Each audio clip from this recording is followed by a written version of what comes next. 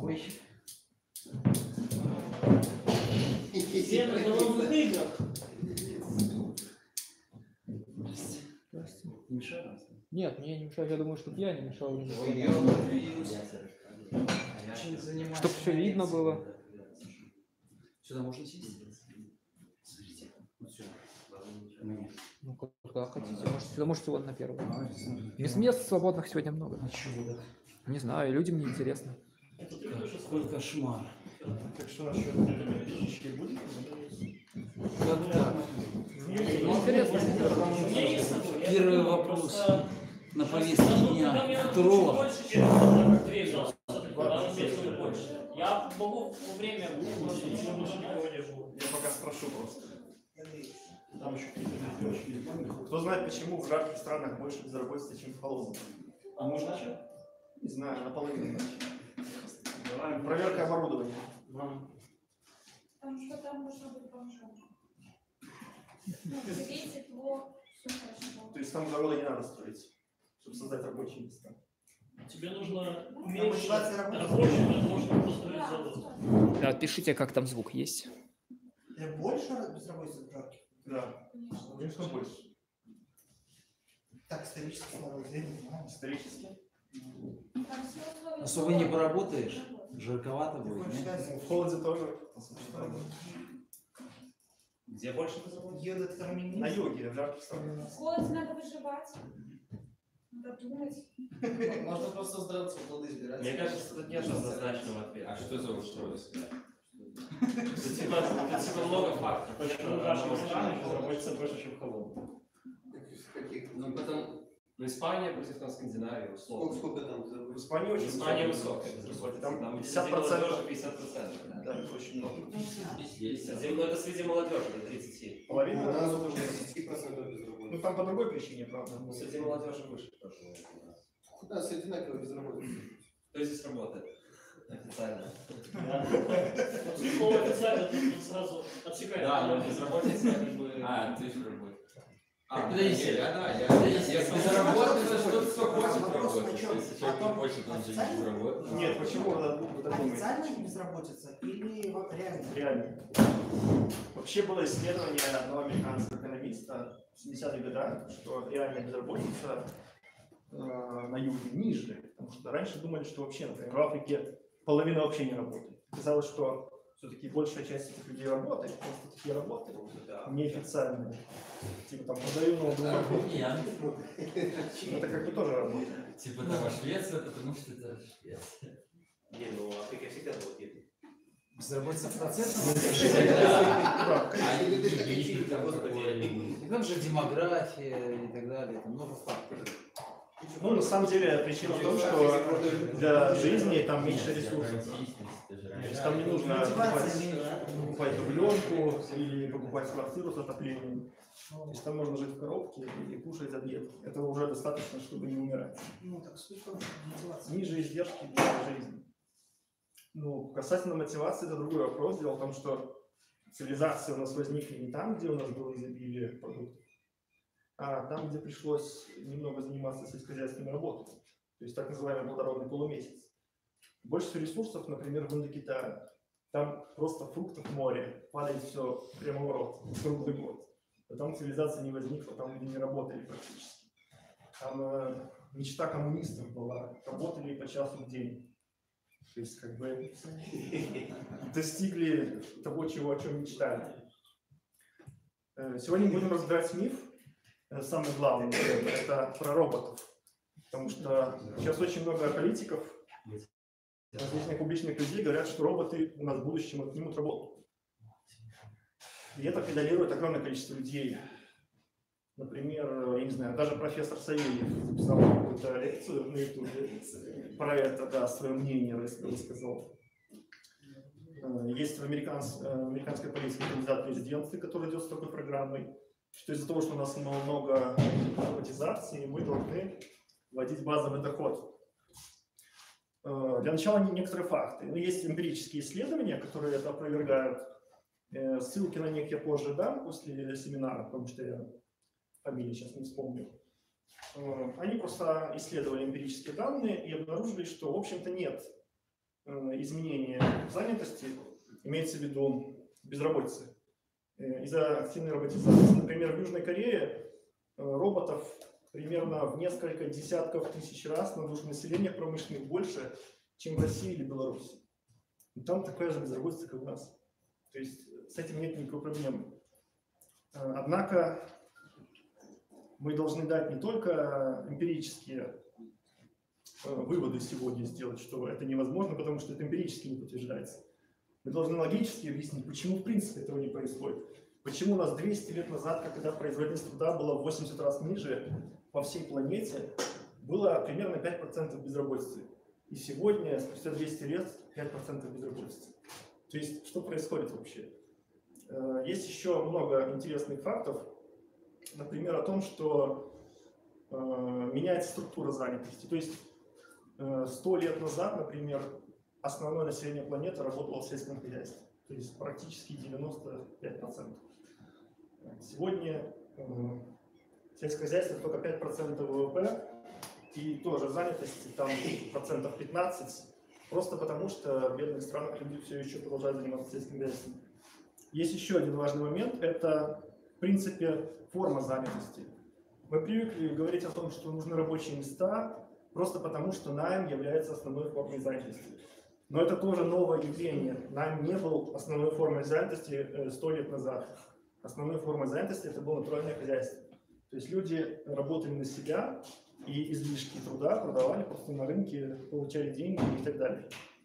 То есть найм не является панацеей. И как бы, когда люди на этом акцентируют внимание, это немного странно. Ну, чувствуется спекуляция.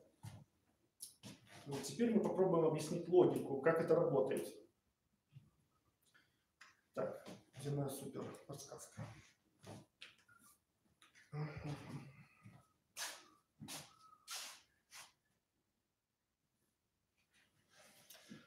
Основная причина, почему робот заменяет человека, не в том, что он производительный. Это и так понятно, когда мы говорим о том, что он его заменил. А в том, что человек отказывается его демпинговать. Предположим, есть какая-то работа, например, я не знаю, продавец мороженого. Мы платим ему $300 в месяц зарплату, и он работает. Но если это же делает робот за $200, то мы говорим о том, что производительность робота выше. Просто потому, что он в 1,5 раза дешевле. Но если рабочий не захочет уходить с этого места и скажет, что я буду ту же самую работу делать за $150, получается, нам невыгодно ставить робота. То есть какой в этом смысл, если дешевле использовать рабочую силу? Она просто дешевле по ресурсам. Мы тратим меньше ресурсов на производство того же блага, чем при использовании робота. Поэтому загадка в том состоит, почему люди отказываются демпинговать робота в какой-то момент, а в какой-то момент не отказываются. И происходит демпинг. Например, мы можем создать робота, который добывает, не знаю, картофель какой-нибудь на полях, и установить его в Америке, он будет прекрасно демпинговать местных рабочих.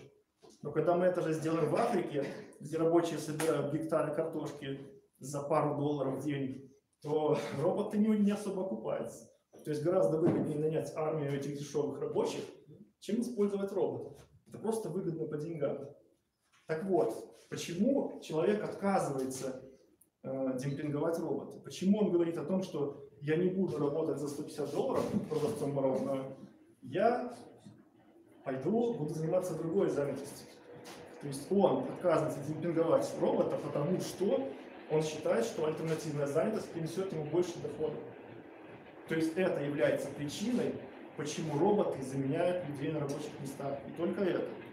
Например, представим такую ситуацию, для того, чтобы понимать, как это работает. Предположим, у нас вся работа на планете увеличилась в производительности 10 тысяч раз из-за роботов. Вот мы по щелчку пальцев придумали таких роботов, которые все делают дешевле в 10 тысяч раз. Кроме одной какой-нибудь работы. Например, ставить какие-нибудь записи на форумах, вводить капчу. Робот этого не может делать.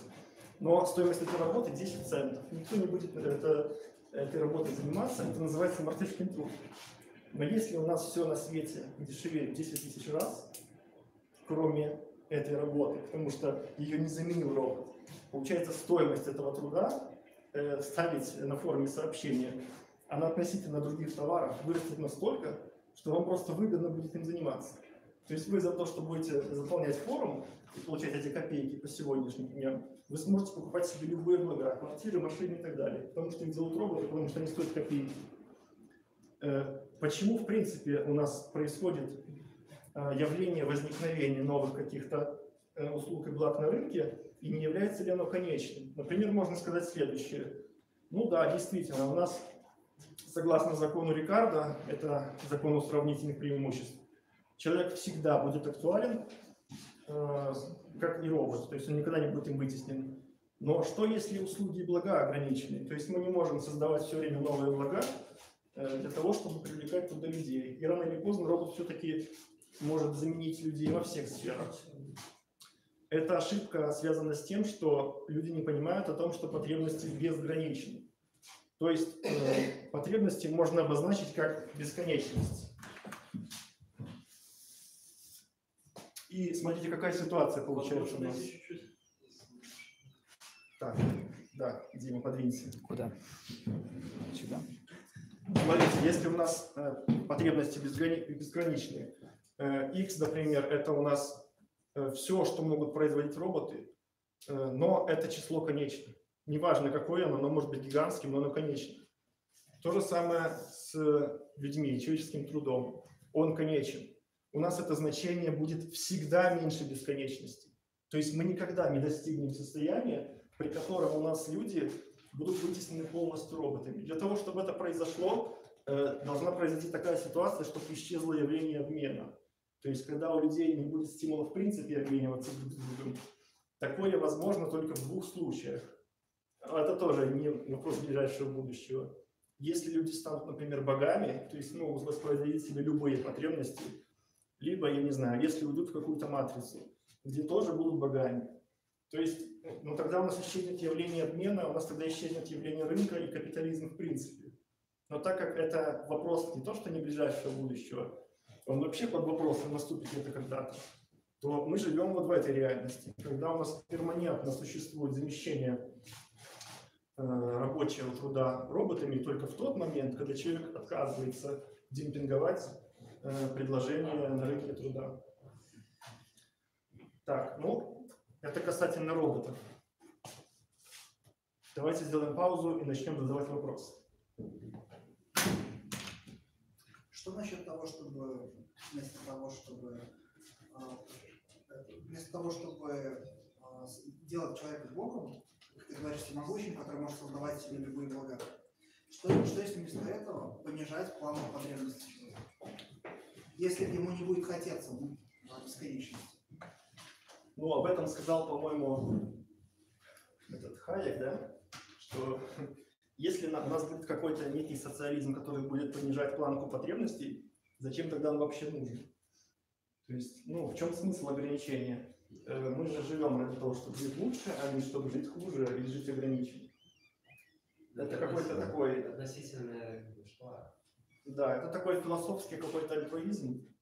Это опять же субъективно. Кто-то так хочет жить, он живет, никакой проблемы нет. И вообще, чем выше будет расти производительность труда, тем больше будет возможностей не работать. Например, сейчас это люди-бомжи в коробках, которые питаются объедками. Завтра это могут быть люди, которые живут, например, в домах частных или квартирах, просто за просмотр рекламы 2 минуты в интернете бесплатно целый месяц. То есть это в принципе реально из-за роста производительности. Поэтому нет этому человеку смысла работать. Он стимулируется все меньше и меньше к работе. Другой вопрос, что люди на самом деле стимулируются к работе, но оказывается, что вот эти блага, они поскольку нужны. Потому что выживать, любой из вас может, не работая на работе. Вы можете, не знаю, копать картошку на огороде, и, в принципе, вам это будет хватать. Там излишки продавать, там покупать какую-нибудь ерунду, и все. Но мы живем ради потребления благ более высокого порядка. Какие-то духовные блага, искусство, хай-теч какой-то нас интересует. То есть наши планки постоянно растут, и это тоже является частью какого-то культурного прогресса. Вопрос такой. Смотри, вот ты говоришь, что получается, что каждый раз, когда робот заменяет человека на какой-либо работе, это происходит потому, что человек делает выбор в другую работу вместо того, чтобы демпинговать робота. Но ведь это представим себе предприятие, например, отдельное предприятие, которое придумало для себя какое-то новое введение, автоматизацию какую-то. Да. То есть работу выполняет там N человек, если этих N человек, это будет выполнять робот или программа или еще что-нибудь. То есть, да, на это выполнение будут издержки, но эти издержки на момент того, как организация рассматривает эти возможности, меньше, чем эти издержки на рабочих на этот же момент. И там же не будет, организация же не будет спрашивать, ребята, а вы согласны поработать несколько раз меньше? Она просто уволит этих рабочих и введет этот процесс. Ну, я понял. Я просто описал модель. Если смотреть конкретно реальность, то она сложнее по ряду факторов. Например, государство печатает деньги, из-за этого мы не видим демпинг, мы видим рост цен, но у нас одни зарплаты растут медленнее, другие быстрее. И нам кажется, что все зарплаты растут. На самом деле они относительно друг друга падают, то есть демпингуются. И, естественно, когда у нас происходит занятость, отдел кадров рассматривает такие вопросы, то он это делает, исходя из опыта. То есть понятно, что если мы скажем завтра, что мы снижаем им зарплату вдвое, почти со всех работ люди уйдут, потому что на рынке куча предложений на рынке труда. То есть никакой проблемы нет в этом плане, просто люди пользуются уже опытом. Другое дело, что мы можем задать вопрос по-другому. Что если человек ошибся? Например, он сказал, что я отказываюсь демпинговать робота и ухожу с вашей работы. Но оказалось, что было выгоднее демпинговать робота. То есть другой работы не оказалось. Ну, он не нашел, например, удовлетворяющее его предложение на рынке труда. Но это не мешает ему нисколько снова начать демпинговать робота в любой момент времени. Есть такой пример, который произошел в Великую депрессию в США. Дело в том, что когда началась депрессия, начали падать доходы, несмотря на то, что государство пыталось этого не допустить. Так вот, в этот период уволенные рабочие с заводов, какое-то время они ничего не делали, так как были уволены, да, и не находили устраивающего их рабочего места. Но через некоторое время появляется предложение в объявлениях. Есть один американский исследователь, который этот вопрос рассмотрел подробнее. Появлялось огромное количество объявлений с предложением поиском работы с гораздо более низкими запросами по зарплате. То есть это, в принципе, нормальная ситуация, когда человек пересматривает какие-то свои показатели, которые на момент увольнения не был готов рассмотреть. Это он делает, исходя из субъективных внутренних ощущений, предпочтений, опыта. То есть нет такого, что он просто не может это сделать. Он это может сделать в любой момент. Это просто его как бы личная воля. Ну, извините, я еще продолжу вопрос. Окей, хорошо. Представим, но есть же, например, ситуации, в которых даже если человек будет, например, работать бесплатно, он все равно будет хуже робота, потому что он принципиально не сможет выполнить ту работу, которую будет выполнять робот. Есть такой. Ну, он принципиально сможет ее выполнить, как он ее выполнял до введения робота, но он принципиально не сможет добиться такого качества. Смотри, мы говорим о том, как на рынке труда робот вытесняет человека, а не то, как человек пытается вытеснить робота на его рынке. То есть есть работа, которую только робот делает, в принципе. Но мы говорим о той занятости, которую робот пытается заменить человеческую. И здесь есть такой аргумент, он более такой формальный. Он говорит о том, что человек принципиально совершает больше ошибок, чем робот. То есть из-за этого некоторая занятость, она требует того, чтобы... то есть демпинг может быть недостаточным. Но на самом деле ошибка здесь заключается в том, что это вопрос лишь размера демпинга. То есть, например, предположим ситуацию. Робот создает смартфоны. Процент брака 0,01%. Люди создают смартфоны, процент брака 5%. То есть, как бы разница приличная, и на какой-нибудь миллионе партий это отражается в виде не только там тысяч партий брака, но это отражается, например, на репутации компании, она теряет потребителей, и в целом это сказывается плохо там, на стоимости ее акций. Так вот, когда мы говорим о демпинге, мы суммируем все эти негативные эффекты мы напишем сумму, в которой эти эффекты наносятся ущерб из-за того, что работают рабочие, это будет являться сумма разницы между демпингом рабочего труда и труда робота. То есть человек просто демпингует сильнее, и все. Конечно. Мы рассматриваем, получается, абстрактную какую-то модель или какой-то формат, который можно примерить к миру, или, может быть, тезисы можно было проецировать на континент и сказать, вот эта ситуация выглядит вот так. Например. Ну, чтобы было понятно, что когда это общо, то это все-таки как-то уж больно унифицировано. Мы сейчас рассматривали конкретную модель просто для того, чтобы объяснить, почему у нас не происходит за 200 лет просто безработицы, как нам обещало огромное количество экспертов, начиная с Карла Маркса. То есть мы, в принципе, должны объяснить это явление. И модель это объясняет явление. Другое дело, что у нас, естественно, в реальности существует огромное количество нюансов. Регулирование на рынке труда, ограничения, пошлины, тарифы, лицензии, различные запреты труда. То есть, например, когда людям просто запрещают собственную еду выращивать, как в Советском Союзе, что может реально приводить к голоду. Вот есть, например, такой пример хороший про 90-е в России. Когда развалился Союз, тысячи предприятий закрылись, и миллионы людей потеряли работу. То есть это было с точки зрения макроэкономистов, ну, просто тотальная катастрофа. Должно произойти было невероятное.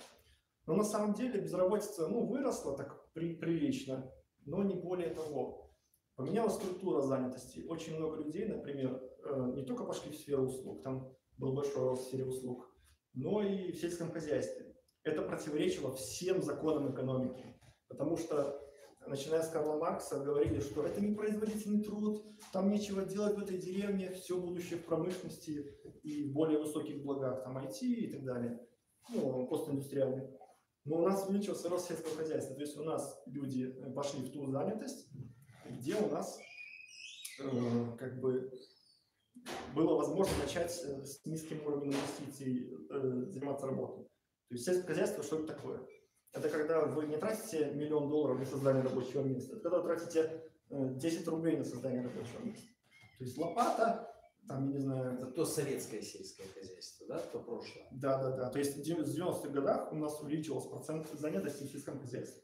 Поехали всякие фермеры, там кредиты брали, строили всякие агрохолдинги. То есть это все началось тогда. Хотя, казалось бы, Советский Союз только вбухивал в сельское хозяйство. То есть вы подсвечиваете 200 лет назад, а насколько вы подсвечиваете вперед? Ну вот в своем послании. Это универсальная модель. То есть она как бы работает, в принципе, для существования рынка, капитализма. Ну, до года, когда мы станем богатыми. Нет, но эта универсальная модель основывается на той 200-летней истории. На сегодня нет, это все... не... Это, я эмпирику привел в пример просто для тех, кто апеллирует эмпирикой. Мне, например, эмпирика не интересует, я просто здесь логику отобразил. Почему у нас... Ну, у нас здесь есть законы, то есть есть закон Рикардо, есть закон Сея, совокупный спрос равен совокупному предложению. И они в этой модели накладываются. То есть у нас две модели просто соединяются в одну. И объясняют то, почему у нас в моделях невозможно безработица. Следующая часть семинара будет про кризисы. Это отдельная тема. Поэтому я бы не хотел смешивать кризисные явления с общей тенденцией. То есть надо немножко разделять. Но невозможно безработица в каком объеме? Безработица может быть 50%, и, как вы правильно говорите, 5%. Уровень жизни рабочего человека может быть 1, а может быть бедно работающий человек. Да, то есть у нас люди сами определяют, они будут заниматься какой-то занятостью или не будут. Почему они не занимаются? Это же, говорю, вопрос уже следующей части семинара про кризис. То есть я буду объяснять, почему люди не хотят работать. Не могут работать. То есть вы можете в любой момент поехать копать картошку в деревню. В любой момент. Ну хорошо, почему вы не хотите работать? Давайте я вас спрошу. Вы сказали запретить работать на земле. Это модель сегодняшнего Евросоюза. Нельзя выращивать продукты и кушать их. На законодательном уровне это присутствует. В том же Евросоюзе тренд индустрии 4.0. И действительно, немалое количество, допустим, в Германии должно быть заменено рабочих на роботизированные системы. Ну, наверное, это всем очевидно, правда или нет? По крайней мере, так освещается. То есть не будет безработицы, будут новые задачи, которые будут решать эти люди. Я правильно вас понял? Ну, Тогда зачем же безусловный доход? Почему эти дискуссии витают в нашем медийном поле? Ну, это политически подается просто. Дело в том, что, опять же, когда у нас возникает новая... Ну, когда я сказал, что потребности безграничные, имеется в виду, что у нас на рынке всегда возникает какое-то новое предложение, в том числе из-за того, что оно в какой-то момент стало рентабельным. И как я на примере формы сказал. Так вот, когда у нас рынок не регулируется, у нас возникают такие рыночные предложения. То есть у нас, если смотреть тренд, у нас растет сектор финансов, индустрия развлечений и так далее, и так далее. Но когда у нас государство начинает перераспределять лишние ресурсы, оно направляет туда, куда оно хочет направлять. Например, создает бюрократию. То есть у нас растет бюрократический аппарат, растут контролирующие органы. И поэтому будущее государства, то есть этатистского типа, это будущего, где все на планете будут бюрократами, то есть контролируют друг друга. Если мы говорим про модель рынка, где у нас нет вмешательства, то это будущее культуры и развлечений, искусства, то есть это совсем альтернативная модель. Но оба варианта, они не предполагают того, что у нас возможно безработица. То есть у нас всегда будет избыточный ресурс для того, чтобы нанимать людей. Ну, допустим, тот же Евросоюз и те ребята, которые приехали с африканских стран, их много. Как они в этой вашей модели будут существовать на евразийском континенте? Как вы это видите? Ну, что делает государство? Оно отнимает ресурсы у рентабельных предприятий или людей, которые занимаются занятостью, и перераспределяет их в пользу субсидий тех, кто непродуктивен. То есть, например, вообще не работает или работает на предприятии, которое убыточное. То есть оно фактически этим действием что делает? Замедляет прогресс, больше ничего. Вообще, мне кажется, не связаны такие вещи, как безусловный доход и безработица? Явление безработицы. Да. Не связано? Да. А вы как думаете? Ну, это политически подается. То есть это... Вы думаете, связаны эти вещи или не связаны? Нет. Смотрите, предположим ситуацию. У нас будет вводиться безусловный доход. Это будет тоже форма распределения, которую я вам только что сказал. То есть у нас просто будет замедление прогресса в угоду того, чтобы больше людей не работали. А не может быть другой модели, что нету каких-то ресурсов, и безусловный доход будет обеспечение уровня жизни.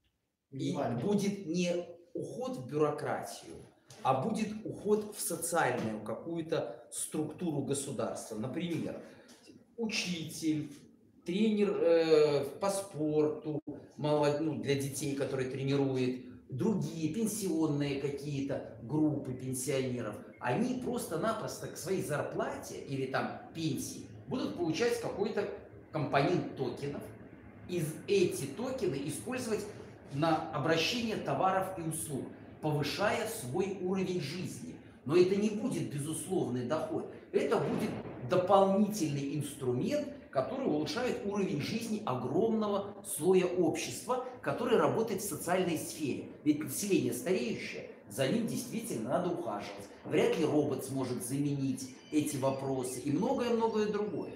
Только правильно сказать, не улучшает, а выравнивает, потому что в короткую это улучшение, а в долгую, когда мы отнимаем деньги у тех, кто инвестирует деньги в развитие, это замедление прогресса и ухудшение. То есть, если, например, у нас две страны, одна растет 2% в год, другая 1% в год, то через 100 лет уровень жизни самых бедных во второй стране будет выше, чем социально обеспеченных в первой стране. А зачем нам деньги отнимать? Мы в состоянии на наших территориях выдавать огромное количество товаров и услуг. А роботы, о которых вы рассказываете, они нам в помощь.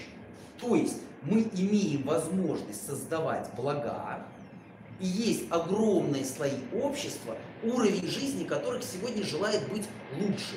Есть огромное количество социальных аспектов, которые могут реализовать только исключительно люди. Соответственно, в этой модели, может быть, и не надо того, что вы говорите. Понимаете, да, о чем я говорю? То есть не надо будет безусловного дохода и еще чего-то, а может быть организована в ином каком-то контексте занятость и обеспечение того уровня жизни для занятых. Там же и мотивация, там же много-много других моментов. смотрите. Просто государство остается нанимателем в каких-то социальных сферах, как оно и есть. Нет, смотрите, когда мы говорим про нанимателя, это речь про бюрократию. Но когда мы говорим про рост, это про субсидирование. То есть, безусловно, Я это просто просто отвечу через человеку. государство Во-первых, же субсидирует. есть разница. Знаете, что сегодня нет кассы, нет ресурсов финансовых. Это четко было сказано с высокой трибуны. Но выдавать на гора товары и услуги в объеме у нас возможность такая есть. Натурально. И разница огромная. Типа Да, продукты но давать, вы же не что ли? кушаете Нет. деньги. Не Вы свой понимаю. уровень жизни создаете потреблением, Я продуктов понял. Ну, питания, короче, услуг. учителям вместо зарплат Не как вместо, мешок а картошки, как да. добавочная составляющая. А вот это вот сходство. Потому что сегодня уровень жизни тех же учителей ниже плинтуса, и они не могут позволить себе достойные продукты, достойное обслуживание где-то в кафе, мероприятия, которые проходят событийные Нет, ну и так это далее, и так хорошая далее, и тема, так она не далее. относится типа, к теме. Наоборот, То есть, при чем именно здесь этот безопасность? вопрос относится к занятости. Какая? Я не Занятости. вижу, почему Мы это говорим связано. о том, что есть роботы, которые могут создавать большое количество благ производительно. Мы говорим о том, что есть огромные слои общества, которые хотели бы иметь действительно хороший уровень жизни. И этот вопрос непосредственно имеет к теме вашего доклада. Если вы этого не видите, ну мне жаль. Ну, смотрите, единственной причиной роста уровня жизни является рост производительности труда. Другого способа человечество не придумало. Ну, у нас же есть роботы, которые помогают увеличивать эту Их пока нет. производительность. Их пока нет. То есть, если вы хотите создать, например, 100 тысяч роботов для Беларуси, то есть вы должны с какого-то рынка микроэлектроники и так далее отличить ресурсы для создания этих роботов. Давайте на примере я вам скажу. Давайте Смотрите на примере. ситуацию. Есть жилой сектор, который был построен по проектным решениям 40-летней давности. 9-этажные панельные типовые домостроения, которые сегодня практически на всем постсоветском пространстве занимают более 60% жилья. Есть эксперты, которые говорят, эти жилые здания будут стоять более 100 лет. И есть неизбежная реконструкция и модернизация, перед которой стоят все эти города. И есть вопрос, в какой форме она будет происходить, какие умные системы умного дома будут интегрированы, а это гораздо шире, чем сегодняшнее представление умного города, и как производительно это может быть реализовано с точки зрения затрат. Одно дело ты делаешь для 100 домов, другое дело ты делаешь для 100 тысяч домов. И тут на помощь действительно приходит роботизация, которая помогает в объеме сделать то, что вчера было дорого, недорого с минимальными издержками. Когда мы заранее понимаем, какие будут тепловые насосы, какие будут системы рекуперации, какая последовательность будет реконструкции. И там же есть место для трудозанятости граждан, которые также будут участвовать в этом процессе, где робот не может действовать. Вот вам пример, где все эти составляющие уже могут быть объединены, соответственно, поменяв полностью ту картину, которую вы нам представляете сегодня и сейчас. Я вот совсем не понял, Вы что демонстрирует этот пример. Вы просто Я сказал, что робот производителен. Да. Сегодня компоненты, которые мы приобретаем для того, чтобы модернизировать, реконструировать здания, достаточно дороги, и нам не интересно этим вопросом заниматься. Когда мы умножаем эти вещи на 100 тысяч, то парадигма совершенно меняется. Это к тому, что роботы производительны, непроизводительны и так далее, и так далее. И это меняет наши целеполагания. Понимаете, о чем я говорю? А почему это меняет целеполагание? То есть у нас получается, что у нас есть, допустим, застройщик, который... Нет, вот сейчас опять вы спускаетесь немножко не туда. Сегодня та модель, которая есть, не создает нам условий, чтобы мы в принципе начали прорабатывать вопрос, каким образом существующее 9-этажное строение в этапах пройдет модернизацию. А если мы посмотрим, а как можно по-другому, с учетом того, что есть роботы, которые сегодня работают на военную промышленность, допустим, Российской Федерации, мы их не видели никогда, которые делают чипы, которые делают разные другие компоненты приборостроения, то мы, используя этот ресурс, можем совершенно по-другому организовать жизнедеятельность граждан. Понимаете, о чем все? В том числе из-за производительности робота. Вы сейчас говорите о реконструкции домов. Да, давайте, Неизбежной реконструкции. давайте Да, все-таки... Да. И вы говорите И просто о роботизации реконструкции как домов. пользы. А роботизации как польза. Отлично. Я просто не И вижу. производительность. Какая жаркая дискуссия, да? Давайте Даже не всё дают понимать. лекции вести. Вот у нас есть предприниматель, А, семинар? который старается заниматься этой реконструкцией. И ему намного выгоднее в этих условиях использовать роботов вместо людей. Это же есть та модель, которую мы обсуждаем сегодня. Франциск, на подожди, семинаре. да. Есть закон спроса и предложения. То есть, если на рынке предложения у нас есть робот, который починит дом, и люди, которые починят дом, в момент времени, когда нам нужно чинить дом, мы определяем, что он дешевле, и все. То есть проблема вообще не Нет, стоит. не будем мы подходить к дому, если у нас нет всех составляющих, начиная от робота, начиная от всех других участников этого проекта модернизации, понимаете или нет? Здесь один робот не нужен, и 100 роботов не надо.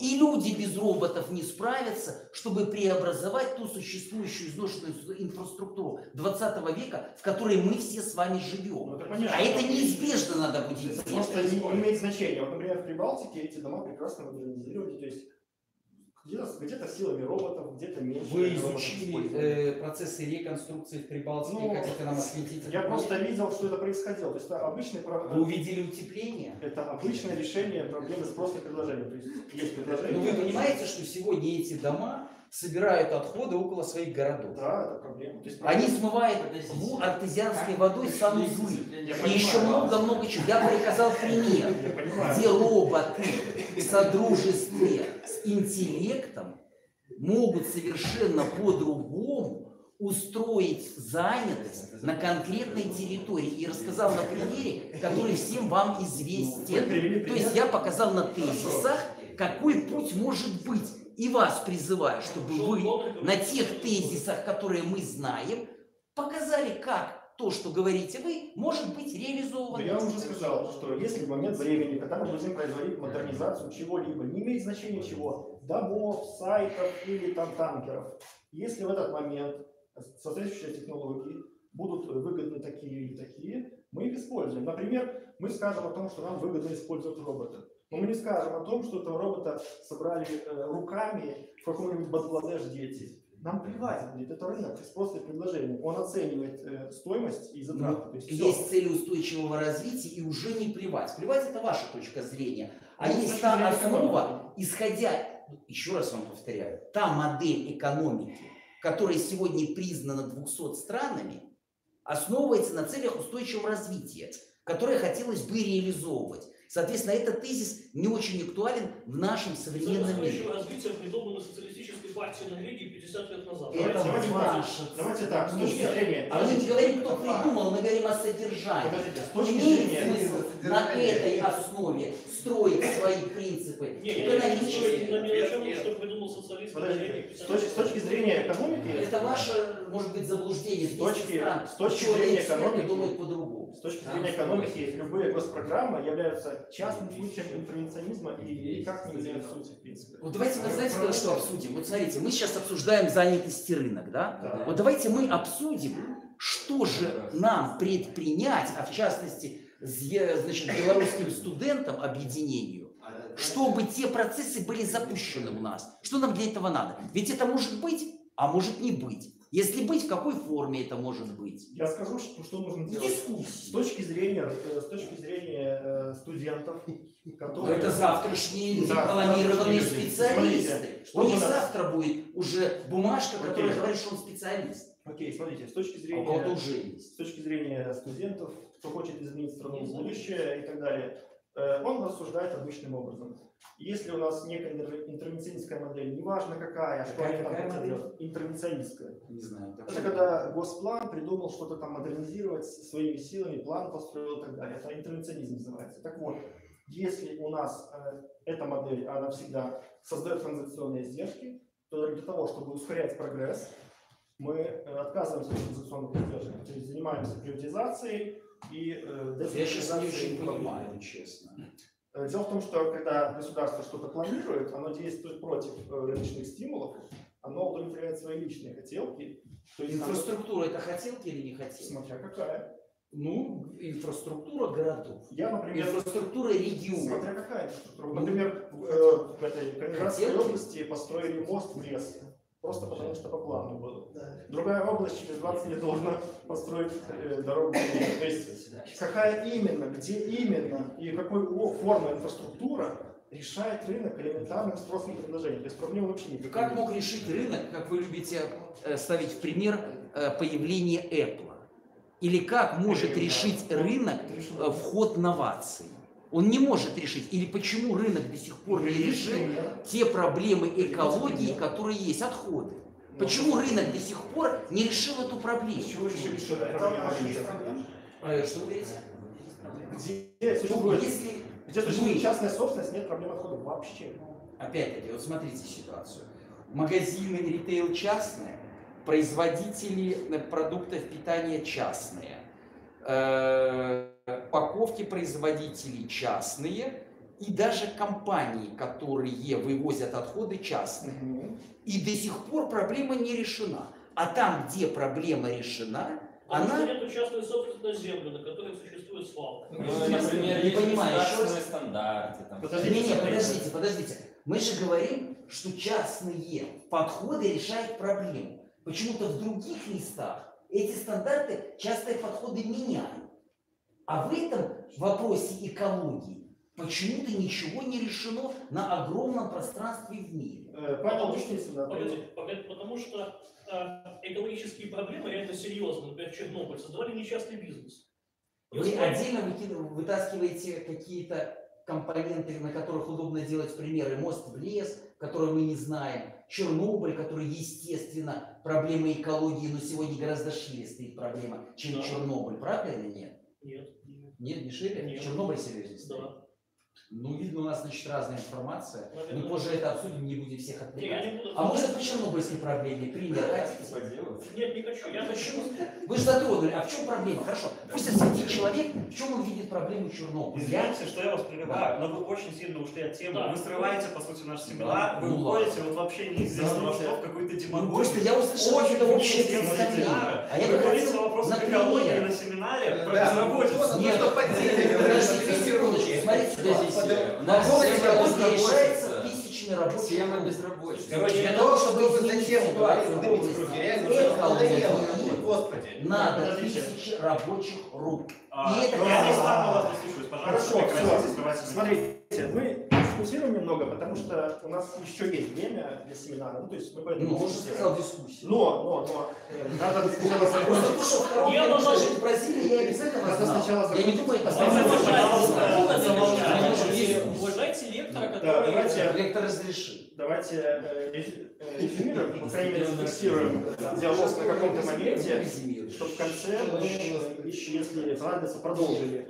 Касательно внешних эффектов, проблема внешних эффектов на рынке решается по пользу частной собственности, то есть тут все просто. Такие вещи, как, например, свалки, это просто гигантские ресурсы, которые лежат, просто бери, обрабатывай. Но никто этого не дает, естественно, делать. Но когда по пользу мы гипотезируем такие вещи, то, естественно, из свалок начинаются добываться ресурсы. А кто-то развернул, как он будет это делать? Огромное количество технологий есть уже Вы сегодня. изучали их? Вообще, честно говоря, я по образованию эколог. Отлично. Скажите мне, если вы по образованию эколог, откуда это простейшее, куда вы денете техногрунт, которого будет процентов 40 в этой свалке, который пропитан тяжелыми металлами, если вы изучали эти тонкости? Смотрите, тяжелых металлов в техногрунте больше, чем, например, в железной руде. То есть выгодно добывать железную руду. То есть вы знаете технологии, Я когда просто пример техногрунт, это не тот пример. Есть конкретные свалки.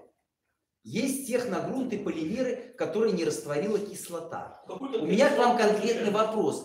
Куда в этих бизнес-планах денется тот объем влажного техногрунта? Вы можете внятно, как эколог, ответить на этот вопрос? Я могу сказать, что многие... Не можете внятно ответить на этот вопрос. Давайте Вы следующий. дослушайте, Я могу Хорошо, сказать, давайте. что Я многие, знаю. многие зачем вы пришли? многие продукты переработки у Тише. нас в стране запрещено перерабатывать по каким-то стандартам. Это абстрактный разговор. Нормативка меняется тогда, когда есть проработанное решение. Существует У нас нормативная- много чего запрещено, но эта нормативка меняется тогда, когда мы четко знаем, что делать, и согласуем со всеми сопряженными У нас сторонами. нормативка не меняется. Правильно, потому что никто сегодня не проработал в Нет, не каком-то... поэтому. А почему?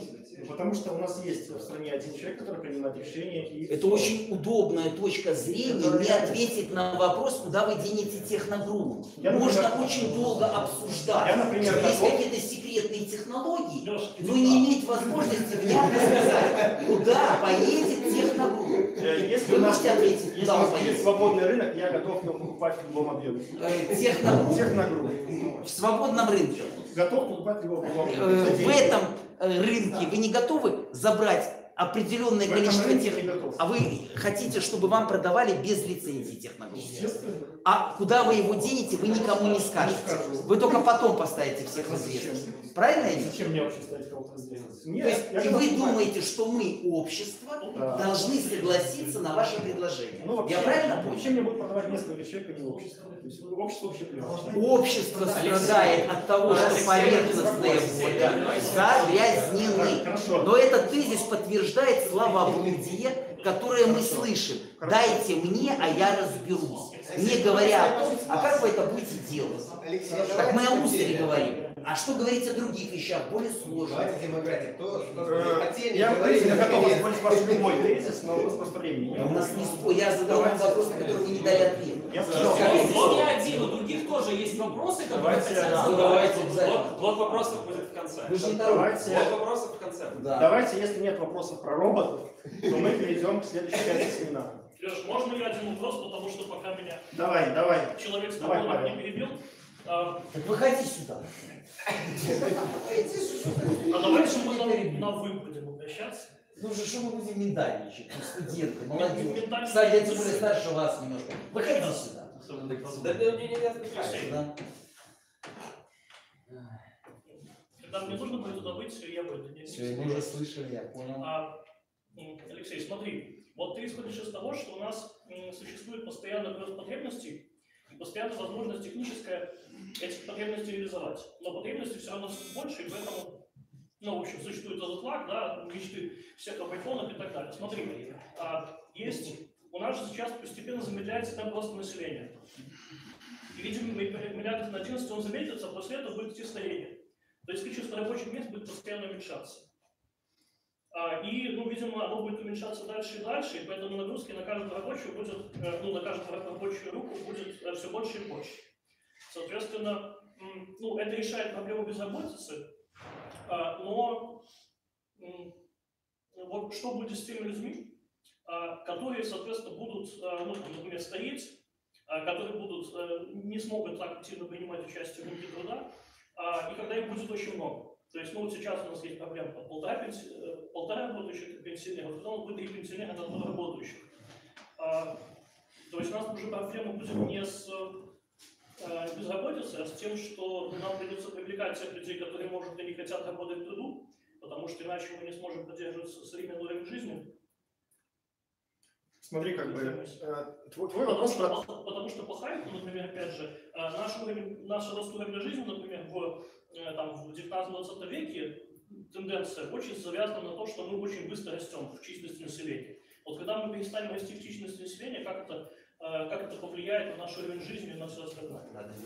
Смотри, да, можно сказать, что рост уровня жизни углубляет разделение труда. Из-за этого мы действительно очень сильно шагаем вперед. Но твой вопрос про пенсии – это вопрос про то, что, возможно, у нас в будущем увеличится перераспределение из-за пенсионной системы.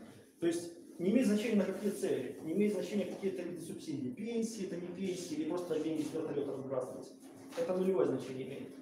Смысл в том, что, как я уже сказал до этого, перераспределение, в принципе, замедляет развитие из-за того, что мы сокращаем уровень инвестиционный потенциал, из-за того, что увеличиваем потребительский потенциал. То есть перераспределяем ресурсы таким образом. Это замедляет прогресс, но мы не можем сказать, что есть какая-то технология, которая, например, не ускорит нам прогресс так сильно, как если бы это сделало при увеличении роста населения. Мы можем завтра изобрести какую-то ерунду, которая поменяет парадигму полностью. То есть это не совсем зависит от количества населения. Это зависит, может, от развития науки, но это, скажем так, вот эти вот точки бифуркации, они абсолютно непредсказуемы. Ну, смысл в том, что если сейчас у нас, например, 4 миллиарда работающих, да, когда их будет, например, 5, и на этом мы остановимся, то разделение труда будет вот какой-то очень статичный. То есть, куда дальше идти? Дальше углубляться в какую-то специализацию, чтобы на каждую науку было по одному специалисту. Вот. То есть непонятно, каким образом дальше будет идти эта дифференциация. Касательно дифференциации, тут вообще было очень много исследований. То есть была такая очень распространенная байка о том, что будет расти спрос на квалифицированную рабочую силу, а на низкоквалифицированную не будет, потому что роботы в первую очередь там вытесняют людей. Но на самом деле она тоже эмпирически не подтверждается, и она не подтверждается логически из-за того, что я рассказал. Из-за того, что те потребности, которые мы начинаем удовлетворять, они скорее соблюдают закон Рикардо, чем закон дороговизны и роботизации. То есть у нас как бы дороговизна роботизации, она не зависит от интеллектуального уровня. У нас робот может быть бесконечно калькулировать любые данные, но он не может выполнять, например, простую работу или работу профессора, потому что оба эти человека, они одинаково, как говорится, локативно, они, в общем, одинаково сложно действуют для робота. То есть у него нет какой-то дифференциации, что ему проще заменить таких простых людей, а сложно им оставить работу. Например, еще можно продлить тенденцию, сказать о том, что у нас в будущем все рестораны будут обслуживаться официантами-роботами. Но самые крутые рестораны же будут те, где будут обслуживаться людьми настоящими. Это будет практически VIP. Там, где швейцар будет человек открывать вам дверь. То есть это же не высококвалифицированная работа. Это просто работа, она будет дорогая, да. То есть ты исходишь из того, что уровень сегментизации труда и знаний будет не только у людей, но и роботов, да? То есть что роботы тоже будут... Сравнительные преимущества просто работают и все. Они вне зависимости от квалификации. Если у нас будет, например, больше низкоквалифицированных занятых, да, замещать роботами, они просто будут больше демпинговать и все. Поэтому у нас роботизация там замедлится. У нас будет роботизация уже в другой сфере. Слушайте, и сильно ли мы все обобщаем? Как-то однозначные выводы, вот такой сегмент и роботов, и нюансов, и континентов, и вообще всего-всего-всего, а мы как-то такие, односложные ответы даем. Вот давайте мы на нашем будущем поговорим. Я сказал о том, что если мы говорим про конкретную реальность, да, например, вот Беларусь, естественно, у нас куча факторов. У нас есть факторы ограничения рынка, это фактор. У нас есть факторы, например... То есть новый шелковый путь, евразийское пространство и та реальная возможность со скоростью 1250 км в сутки перемещать любые объемы грузов вами не рассматриваются. Вы говорите, что у нас есть ограничение реального рынка. Да. Я правильно понимаю? Есть. А все, что я сказал, это просто эзотерика. То, что вы сказали, да, например, можно посмотреть на примере газа. Вот у нас газ. Опять, это совершенно другой пример. Вот я вам конкретно назвал по объему рынка и по возможности выходить на этот рынок нашей молодежи. А вы мне сейчас прете какой-то газ. То же самое законы рынка. Но это и какая-то... Давайте говорить вот предметно. То, о чем мы понимаем, а не вот эти вот абстрактные облачка. Я привел пример. Существование транзитной линии, которая быстро перемещает ресурсы. То же самое, что и вы. Нет, это не то же самое совершенно. Это один продукт углеводород, который имеет большую волатильность. Есть огромный рынок евразийского пространства 180 миллионов, вернее ЕАЭС. Есть рынок еще больше. И есть контекст нового шелкового пути, который позволяет с огромной скоростью перемещать любые скоропортящиеся грузы. Логистика тоже имеет высокую волатильность. У нас нету логистики, если Сергей, много вопросов в конце семинара. Ладно, хорошо. Давайте предметно общаться. Если вам не нравится, просто тогда ждите, когда лектор даст слово. Вы никогда не смотрите, взрослый человек смотрите на не имеете понятия. Могу ошибиться. Вы можете оставить свое мнение при себе. Давайте просто Я пришел в дискуссию. Дискуссия идет время. Я понял, Дайте другим послушать. смотрите, мы когда закончим основной блок семинара, вопросы можно уже вообще по любым. Да они разбегутся. Они в дискуссии не Но вступают. значит, разбегутся, так и наша судьба. Что вам хотите? Я уже Вы хотите, чтобы все слушали ваше мнение, но да нет, я сделайте хотел, свой чтобы семинар вы, и кроме банальных возьмите свое фраз, помещение. начали предметно на каких-то банальные фразы для вас, для нас это не показывать банальные ваши фразы. тезисы. Если вы говорите барашки, не проверяя это реально каким-то тезисом. Меньшинство, Что, Господи? меньшинство не Ну, должно... что мне понравилось, что вы пусть о рынке расскажете. Ладно, А вы про законы рынка применительно тому, что я сказал, Почему вам кто-то реально. должен Это рассказывать? ваш частный Вы вопрос. сейчас же вы болтаете. Слушай, лектор. Слушаем лектора. Слушаем лектора. Вопросы по роботам. Вопросы по роботам, потому что сейчас будет еще более дискуссионная тема. Ну, например. На примерах, которые мы понимаем, а не вот это все. В смысле, например?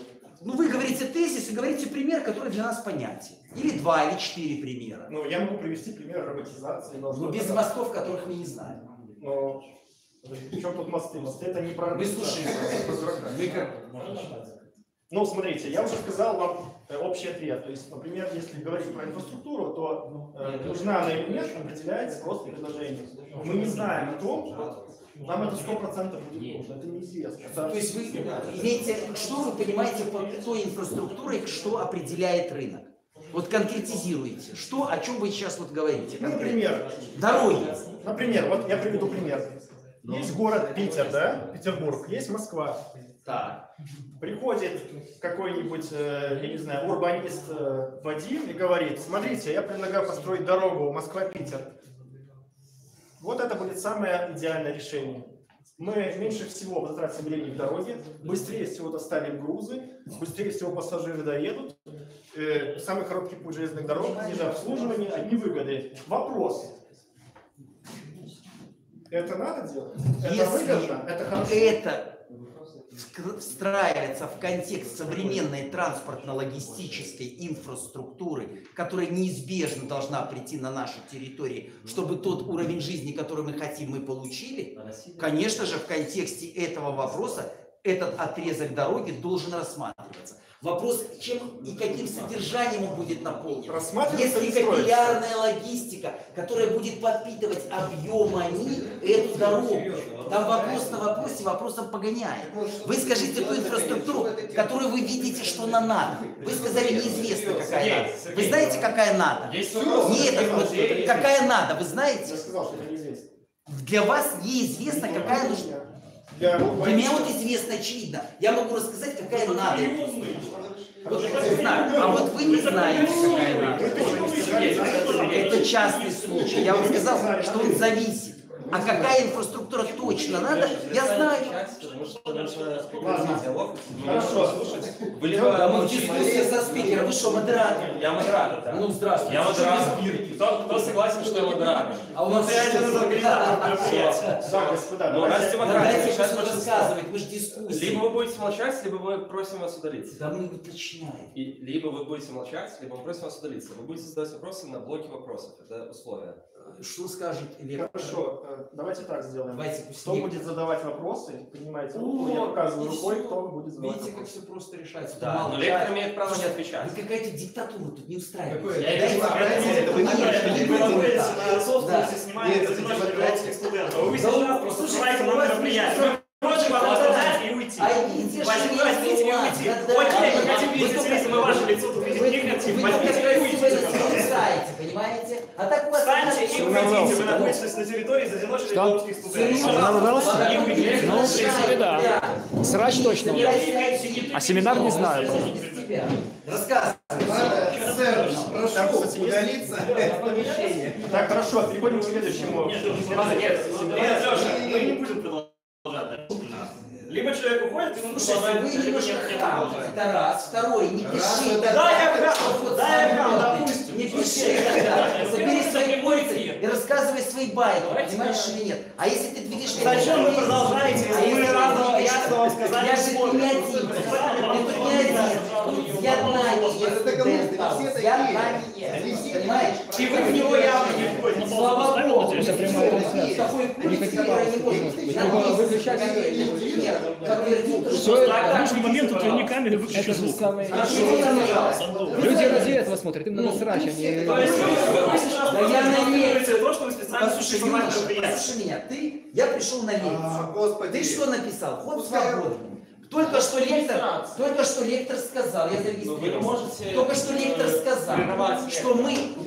Давай лектор Вы будет будете его слушать. Я говорю, давай лектор. Он сказал правильно. Вы его Он слушаете. показывает Лектор и говорит, конфликты мальчика, да. мы конфликты Вы не, мальчика. пока он не... Слушайте, молодой человек, Давайте так, пока он на вас не покажет, вы не скажете ни слова. давайте мы с лектором Если- решим. Хорошо, Ну, если- вы уже с лектором договорились. Если вы Ну, не любите... Ну, а вы не висите А мы надо мной, конфликтные. а вы не А мы висите конфликтные. надо мной, Подожди. конфликты вы наши, понимаешь?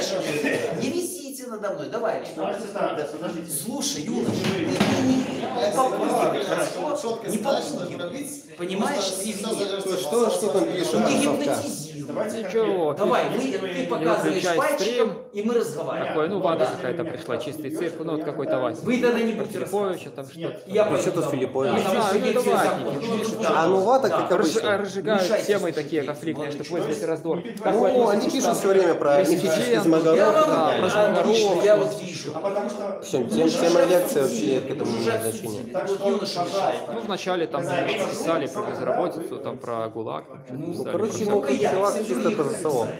Да. Да. Ну что, заканчиваем? Вроде бы договорились. Давайте на места тогда. На тезисах.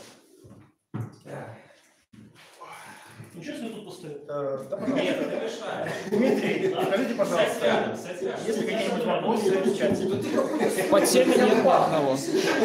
Всякая туфта. Что говорят?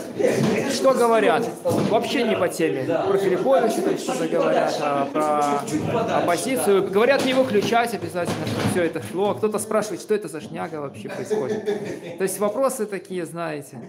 Не, ну это хорошо. Я рад, что аргументов я не услышал. Про что-то, про нашу эту призывную реформу говорили, о том, что украинец спросил, типа, а что, белорусов теперь уже не выпускают за границу, типа, железный занавес не запустили, да, или как? Ему там стали отвечать, что нет, это только тех, кто не явился по повестке. Короче, вопросы не по теме абсолютно. По теме в чате нет ничего. По теме сейчас не было? Да, по теме семинара по поводу безработицы, там такого вопросов в чате нет. Все сторонние, даже не связанные с тем, что мы говорим. В том чате, в котором вы Да, идет сейчас прямая трансляция. всего лишь. Я как бы ожидал хоть какого-нибудь сопротивления, потому что я сказал по поводу роботов. К счастью, ничего не было. Так что я продолжаю заблуждаться или быть уверенным в чем-то правым. Сейчас мы поговорим про кризисы.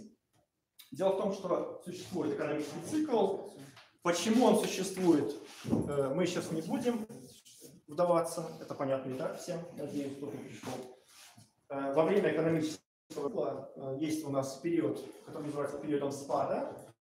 И в этот момент у нас растет безработица. Понятно почему. Компании закрываются, предприятия закрываются, люди уходят с работы.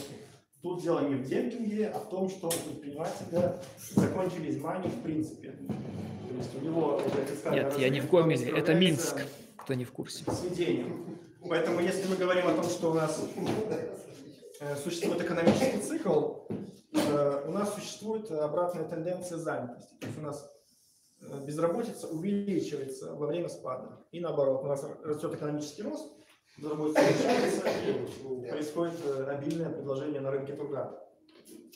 В принципе, экономисты в начале 20 века говорили, что ничего там плохого нету, цикл быстро заканчивается, люди снова находят работу, и как бы все снова налаживается, все снова хорошо. Но такие оригинальные исследователи, как Джон Кейнс, придерживались такой концепции. Они говорили, что да, у нас экономический спад – это плохо, то есть у нас происходит безработица, и это является, с другой стороны, решением ликвидации ошибочных инвестиций с экономики. То есть все, что у нас убыточно и нерентабельно, разоряется, таким образом экономика очищается, ресурсы освобождаются и идет следующий рост экономический. То есть все великолепно. Но люди-то страдают. Люди страдают, у нас растет безработица. Надо подумать о людях. Поэтому, говорит Кейнс, давайте сделаем так. Мы во время кризисов будем включать перераспределение, чтобы у нас как бы замедление спада было, то есть чтобы у нас цикл более был продолжительным, продлить этот спад. Но зато мы решим проблему безработицы. Мы наймем всех уволенных людей лопатами копать как карьер какой-нибудь или что-нибудь в этом роде. То есть, с одной стороны, мы решим проблему безработицы, с другой стороны, мы создадим какую-то инфраструктуру, я не знаю, дамбу Гулливера построим, и все великолепно. Но единственная проблема – это то, что мы замедлим спад и таким образом продвинем депрессию. Но это не страшно, потому что люди останутся на работе. Это была логика Кейнса, и она легла в основу, в принципе, глубокого интервенционизма до 20 века. То есть это было аргументом для построения welfare state. То есть это было главным аргументом, в принципе, вмешательства в рынок и те финансовые институты, которые работали тогда для улаживания циклических колебаний на рынке. В чем проблема этой логики? В чем проблема Кейнса? Вообще, если мы посмотрим на безработицу во время кризисов, то она очень странная. Дело в том, что если посмотреть на смену занятости как таковую, когда человек увольняется и идет на новую работу, то удивительное совпадение, она происходит не во время кризиса, она происходит во время роста. Например, самая большая смена занятости в современной истории была в Японии в 70-х, 60-х годах, когда был безумный экономический рост. Тогда почти 40% населения сменило работу, это просто мировой рекорд. То есть люди увольнялись с одной работы, устраивались на другую. То есть не было никакого увольнения именно из-за кризиса. Вопрос о том, почему у нас во время кризиса люди не хотят устраиваться на работу, которая менее низкооплачиваемая. Это понятно. Почему? Потому что социальный статус падает и так далее. Но есть одно но. Дело в том, что в богатых странах безработица растет сильнее, чем в бедных во время кризиса. И есть объяснение этой причине. Дело в том, что в богатых странах люди более богаты. И поэтому у них есть большая возможность не работать во время того, как они уволены. У них, помимо того, что есть накопленный материальный капитал, например, сбережения какие-то, или, например, какие-то вещи, там, айфоны, машины, которые они могут продать, и в это время искать какую-то хорошую работу. У них есть еще и социальный капитал. Они могут, например, одалживать деньги у друзей или, не знаю, родственников каких-нибудь. И таким образом они могут годами не работать. Многие знают, в России в 90-х некоторые, даже рабочие, не получали зарплату годами. И при этом не было смерти от голода. То есть проблема безработицы во время кризиса в том, что люди занимаются массово поиском той занятости, которая их удовлетворит, а не в принципе поиском занятости. То есть мыть полы всегда можно успеть или там копать картошку. Люди не хотят этим заниматься, если они были вчера инженерами. Или, например, если вы высококвалифицированный специалист, который закончил вуз, который оказался никому не нужен на рынке вот этих специалистов, по крайней мере, у нас в стране. И поэтому объяснение высокой безработицы во время кризисов – это не объяснение того, что у нас нет работы, это объяснение, нет занятости, возможности занятости. Это объяснение того, что люди не торопятся ее искать. И в зависимости от богатства населения вот этот промежуток временной, он может быть довольно большим. Гипотетически, если у нас будет большой рост производительности труда, у нас, в принципе, во время кризисов люди могут уволиться и уже не работать до конца жизни, просто потому что они накопили слишком много капитала. То есть, в принципе, в этом нет какой-то проблемы именно с этими людьми, которые растут. Есть еще какой-то процент людей, 5% населения, которые, в принципе, всегда как-то не работают. То есть у нас эта 5% безработица, она непонятная. Но именно с этими 5% людей как раз-таки все просто. То есть неважно как, но они нашли способ не работать. И в том числе портят вот эту вот статистику по занятости. Есть такая гипотеза у новых левых о том, что полная занятость дает максимальную производительность. Это является прямым заблуждением. Дело в том, что когда у нас происходит субсидия одних отраслей за счет других, общая производительность у нас падает.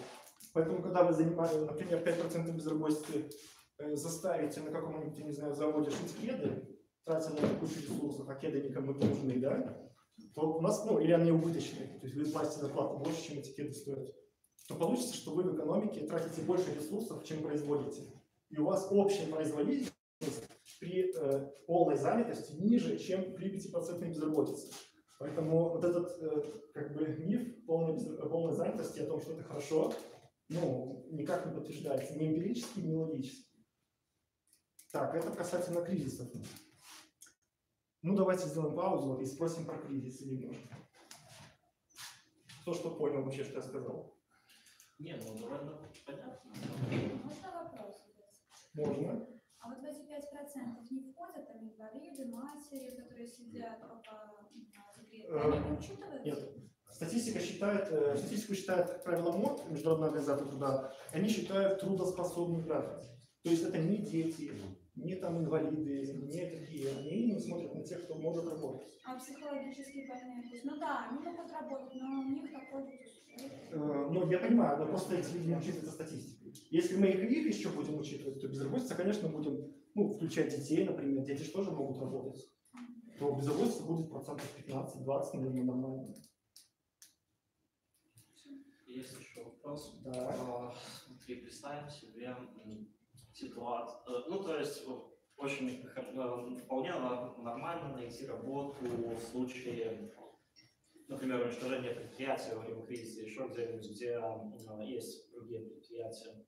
Возьмем довольно, например, удаленные места, есть ну, города, в которых, по сути, почти все население работает на одном предприятии, и, по сути, особой возможности сменить работы нету без переезда, и переезд — это очень большие издержки, и не факт, что человек вообще в принципе может их понести, переехать в другое место. Как вот с этой ситуацией решается? Да, я вообще сразу скажу, почему логика Кейнса, в принципе, произвольна. Дело в том, что Кейнс решил за людей, что лучше вы будете нищим человеком долгое время, чем супер нищим никого. То есть он решил, что время для людей менее ценно. Например, когда в 2021 году безработица подскочила в Америке на 4%, и в 29-м на 4%, а в 2021 году проблема решилась за год. То есть спустя год все снова нашли работу, снова стали богатыми, хорошими людьми. Можно там семью заводить, машину покупать и так далее. В 29 году, как мы знаем, произошла интервенция, и все эти дела докатились до конца 40-х годов, ну, до второй половины. Получается, что у нас у людей отняли 10 лет. 10 лет жизни в бедной стране, в которой в депрессии, кризисе, без надежды. Например, как сейчас некоторые страны Восточной Европы не имеют экономической перспективы по объективным причинам, и люди вынуждены уезжать вообще из страны и так далее. Это касается же моногородов. Ну, естественно, что это в основном касается проблемы государства, когда государство создает моногород. В Америке в основном такой проблемы особенно не было. Там была такая концепция, называлась «Америка на колесах». То есть, когда человек приезжал в какой-то город, он работал 10 лет, работа по каким-то причинам заканчивалась, например, какой-нибудь рудник истощился, все в машину и переезжает в другой. Это был как бы нормальный образ жизни. То есть в этом не было никакой аномалии или высоких издержек. Но в России, естественно, таких инфраструктурных соединений нету, у людей машин нету, ничего этого нету. Вы живете где-то там на Магадане, билет стоит там 10 ваших зарплат до ближайшего порта там, или города. Естественно, для вас это искусственно высокие издержки. Но причина высоких издержек в том, что, в принципе, логистику обеспечивает государство. То есть, естественно, это будут высокие монопольные цены. В условиях рынка цены, вот эти издержки переездов, они будут очень низкие. То есть просто вопрос решается тем, что сами по себе издержки очень искусственно высокие. Очень искусственно. И за счет этого просто сам кейс невозможен, что издержки. Ну, предположим, возможно. Например, где-нибудь на Аляске, в каком-нибудь маленьком городишке не бывают крабов. Там бешеные зарплаты, но бац, крабы закончились. И что делать? То есть до ближайшего города там 2000 километров на юг и так далее. Естественно, это более-менее высокие издержки, даже с учетом рынка. Но все равно это не безнадежная ситуация. То есть все равно это плавно все заканчивается, все равно это все предсказуемо, скажем так. И все равно есть способы, больше способов, чем без рынка решить эту проблему. Раз мы взяли вот эту ситуацию, как раз таки истощение ресурсов, вот предприятий. Есть наш любимый Детройт, а есть там не очень далеко целый цепь штатов, который называется ржавый пояс, да, который связан с добычей металла, угля и так далее.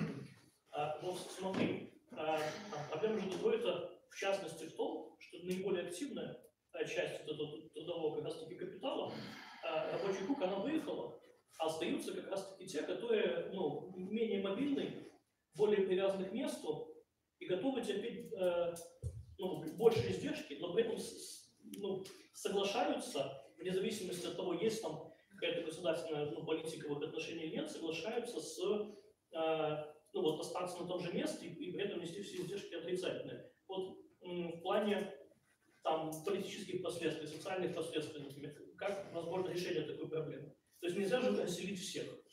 То есть когда в Норильске закончится никель, и возможно же вывести оттуда будет всех, опять же кто-то останется, понятное дело, что там будет ситуация с преступностью, с безработицей, с другими проблемами сразу же будет усиливаться. Ну вообще там остаются, потому что в принципе это не совсем моногород, то есть там все-таки есть какие-то альтернативные занятости. Не только там торговля, но хоть что-то там есть. Может даже там, я не знаю, человек сидит в интернете зарабатывает. И то он уже создает ВВП в этом городе. Поэтому абсолютного нуля нет. Но, естественно, сразу уезжают люди, которые оценивают риски переезда не уже, например, те, кто знает, что найдут работу, потому что они хорошие работники. А маргиналы всякие, там, социально неадаптивные люди, они наименее склонны к миграции. То есть это понятная причина. Естественно, при миграции у нас остаются такие люди, у нас падает стоимость земли, цена аренды, как переживают американцы, когда к ним в район приезжают негры жить. То есть это, естественно, социальная проблема, но вопрос о том, кто ее настолько сильно масштабирует. То есть монополия у нас может масштабировать проблему до уровня города, даже целой агломерации какой-то области, но может ли так масштабировать проблему рынка? Например, в случае с Аляской, да, где маленький городок, это действительно так происходит.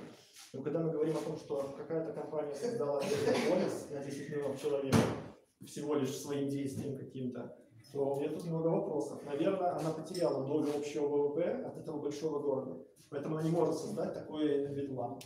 Касательно оккультуривания этих территорий, никакой проблемы нет. Тоже все решает рынок. Например, был такой район Гарлем в Нью-Йорке. Там преступность, бандитизм, алкоголики и так далее. Но из-за того, что цена земли слишком росла, всем было плевать. Начали строить эти компенидиумы, охранников частных нанимать. И, в общем-то, Гарлем стал хорошим районом. И сейчас там цены на недвижимость продолжают расти. То есть рынок решает эти вопросы социальные. Вопрос о том, насколько территория рентабельна. А социальный вопрос предпринимателя такой не особо интересует, если есть механизмы на рынке, которые это решают. Еще есть вопрос. Давай. Насчет того, что циклы, они, есть общие циклы для всей экономики. Это схема, это не сканирование реального по рынку. То есть, естественно, что рынок весь не задача должен. Да. Так. У вас вопрос есть?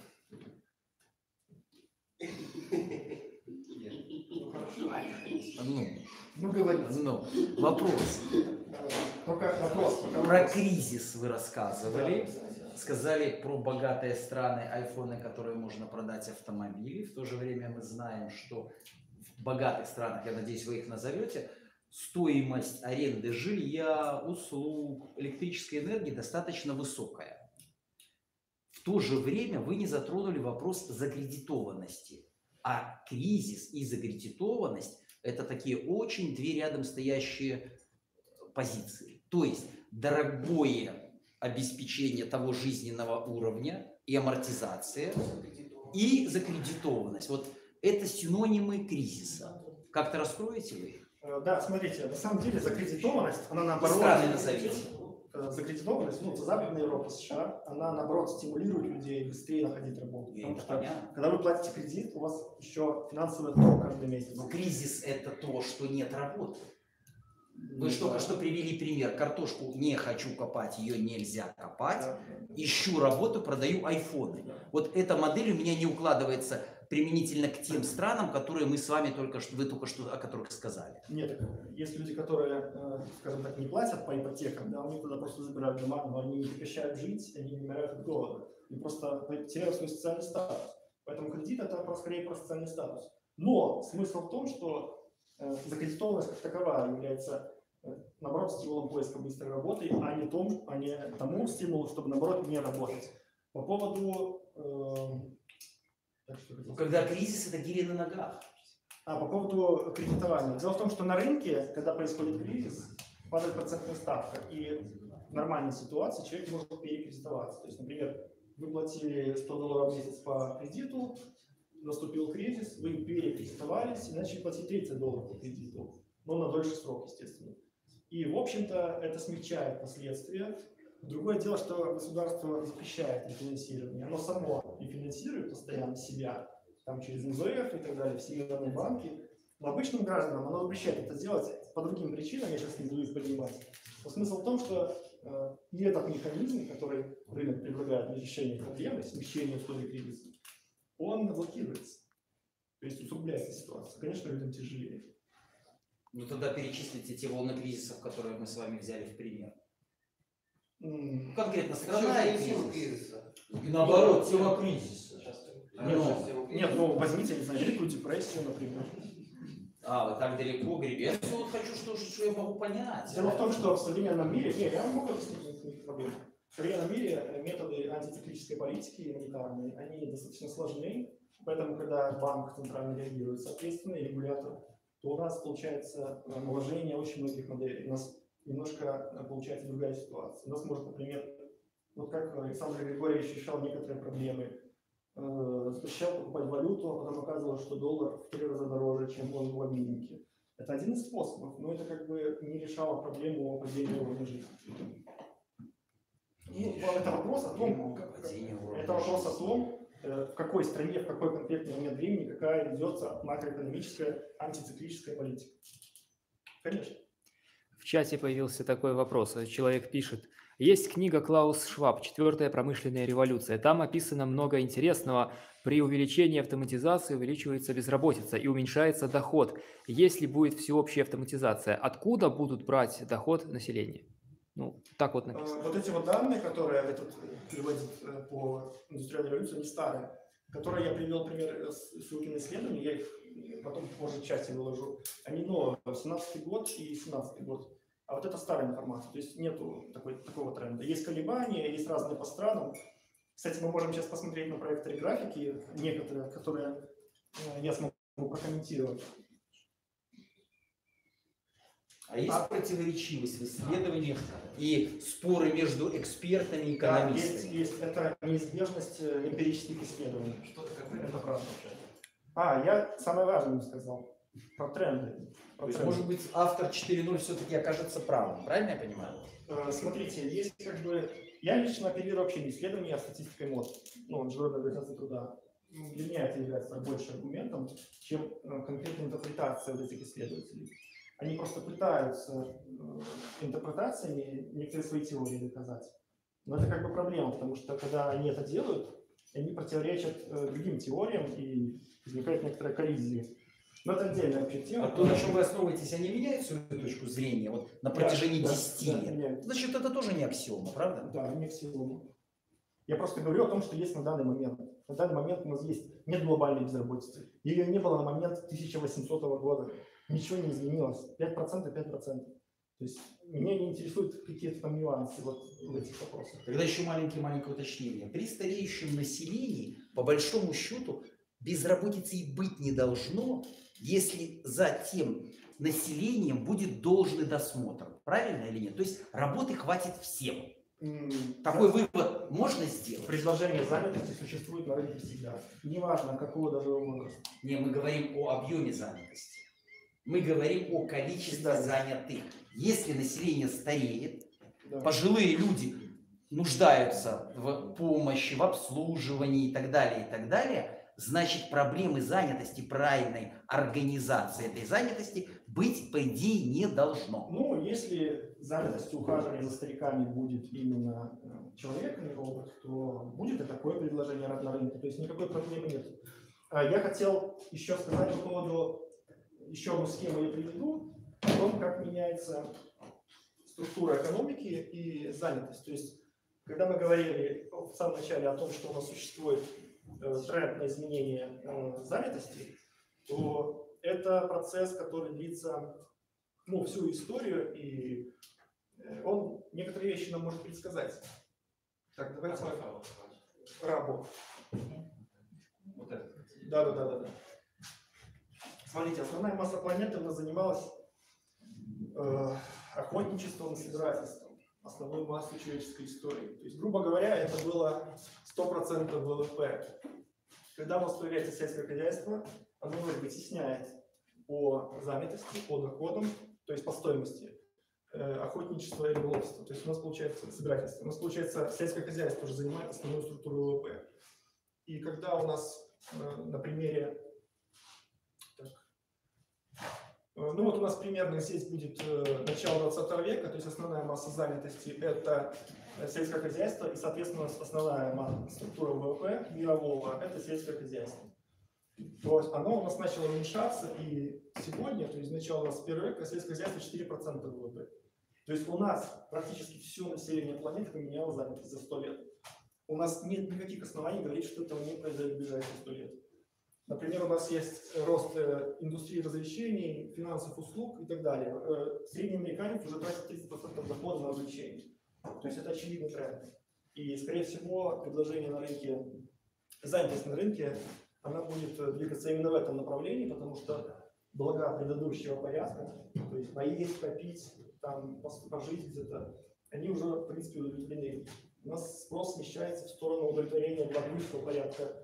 Например, там, сходить на клуб какой-нибудь, в стрип-бар и так далее. То есть... К Африке это тоже имеет отношение? Что? К Африке это тоже имеет отношение?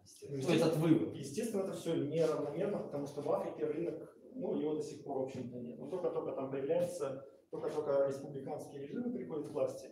До этого там был коммунизм и диктатура, то есть ничего там не было. Но молодое население находится именно в Африке. Если мы говорим о процентах, о тенденциях, то, наверное, именно там будет самая массовая с точки зрения трендов и статистики. Это касается схемы любой страны. Например, это происходит в Китае. Это происходит сейчас в Индии. То есть у нас в Индии основная масса занималась сельским хозяйством, она уже уходит в промышленность и новые сферы услуг.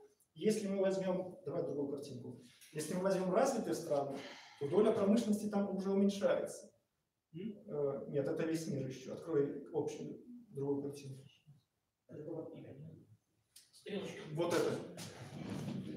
США хочет увеличить долю промышленности, очень активно этим занимается. Но в этом нет никакого смысла, потому что США не дает доходности. То есть вот мы видим развитые страны, они уменьшают долю промышленности.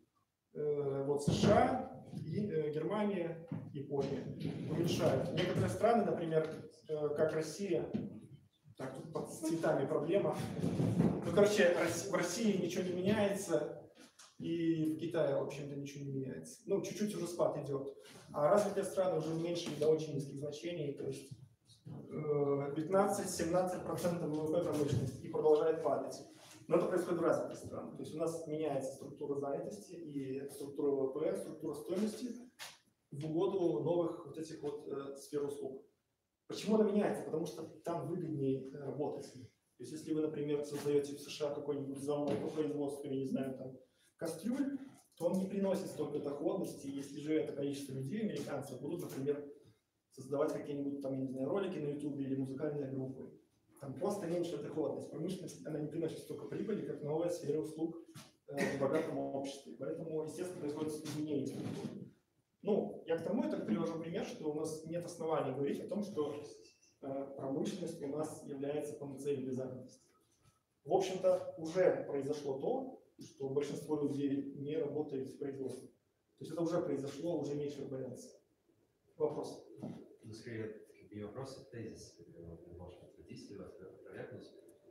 По большому счету, нам вообще не важно, как меняется структура и какая тенденция. Логика здесь скорее в том, что если меняется структура таким образом, что там вместо промышленности... если сокращается уровень промышленности, люди, которые работали в промышленности, пойдут в другую сферу, где будет больше востребованность. Просто я к тому, что типа уменьшение доли промышленности на 5% или ее увеличение на 5% там, в перспективе нескольких ближайших лет, то, что Америка увеличивает промышленность, это никак не повлияет на уровень безработицы. Ну, только если положительно.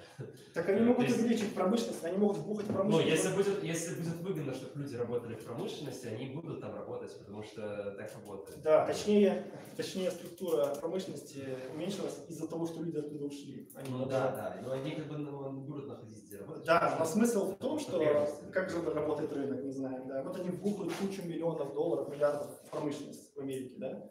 Проведут модернизацию, там еще пару фабрик откроют. Но структура ВВП все равно уменьшится, потому что доходность уменьшится, и стоимость этих благ, она уменьшится.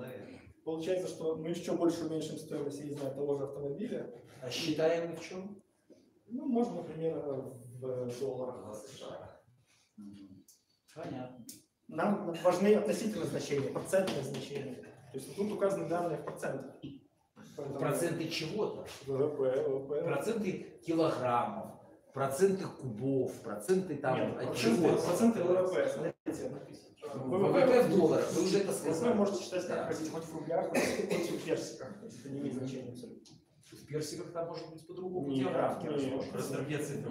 Нет, если работник Гугла получает, например, может быть и нет. если работник Гугла получает зарплату полтонны персиков, работник Microsoft 400 килограмм, то у нас, пожалуйста, структура 60/40. Никакой проблемы. А можно вот тогда маленький вопрос, вот применительно того, что я понимаю, я о Детройте мало знаю. Вот есть постсоветское пространство, изношенная инфраструктура, которая была запроектирована 40 лет назад. Мы стоим перед неизбежной реконструкцией и модернизацией. И без промышленности эти процессы в принципе нереализуемы. То есть мы не говорим о индустрии развлечения, хотя ее тоже должной нету. Мы говорим о том, что нам предстоит физическое преобразование всего того, что нас окружает. Ведь без промышленности как таковой этот процесс в принципе невозможен. Без энергетического обеспечения этот процесс в принципе невозможен. Нет, это, конечно, возможно, просто потому что у нас рынок, в общем-то, открыт. И если у нас, например, нет своей промышленности, по каким-то волшебным причинам она не рентабельна, то есть, несмотря на высокий спрос, у нас нерентабельное, например, производство кирпичей. Это странно, это очевидно, что государство мешает. Но если такая ситуация есть, то нет никакой проблемы, просто у нас увеличивается доля импорта, и в этой доле импорта растет объем строительной техники, технологий, различных компонентов для модернизации. То есть... Ну, импорт, по честное слово, невозможен. Вам надо дать какой-то ресурс. Это уже другой вопрос. Это уже другой вопрос. Это же поле одного ягода одного поля. Смотрите, согласно закону Рикардо, у нас есть сравнительные преимущества в Беларуси, которые мы реализуем. За это получаем деньги, за эти деньги покупаем импорт. То есть это как бы фундаментальный закон, на который ссылался даже Карл Маркс. Просто если разобраться с ним, то вы увидите, что не имеет значения, чем будут заниматься белорусы. У нас может 3 сайта в интернете кормить всю промышленность Беларуси, если так, например, сложится конъюнктура, то есть если у нас будет такое сравнительное преимущество. Проблем вообще нет в этом. Какая разница, чем будут заниматься люди? Главное, чтобы им не мешали этим заниматься. Это, в этом смысл либерализма, это причина, почему вот эти страны очень сильно разбогатели. Они не строили отцы-основатели планов о том, как им что-то развивать, все развилось само, и потом уже государство начало заниматься планами в 20 веке, непонятно зачем. То есть министерство, например, энергетики в Америке появилось в 70-х, как будто до этого не было электричества в США. Они атомные электростанции построили, и вся Америка была уже в электричестве, без всякого министерства энергетики. То же самое министерство здравоохранения и так далее. То есть, это как бы рыночные отношения, они именно так работают. Если нам никто не мешает конвертировать блага одним и другим, то есть обмениваться, то, собственно, неважно, какими благами ты...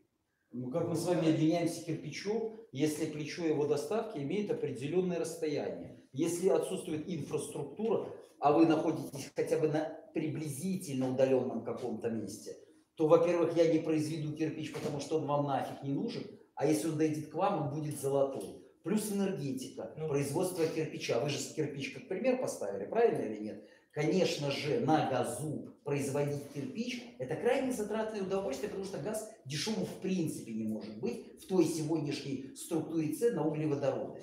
Поэтому вот эти вот все рассуждения лучше применительно конкретной ситуации. И ваши тезисы проецировать на понятные всем вопросы. А ссылаться на то, что есть какой-то закон, и этим законом пользовался Маркс, ну для меня это честно смешно. Можно вопрос? Да.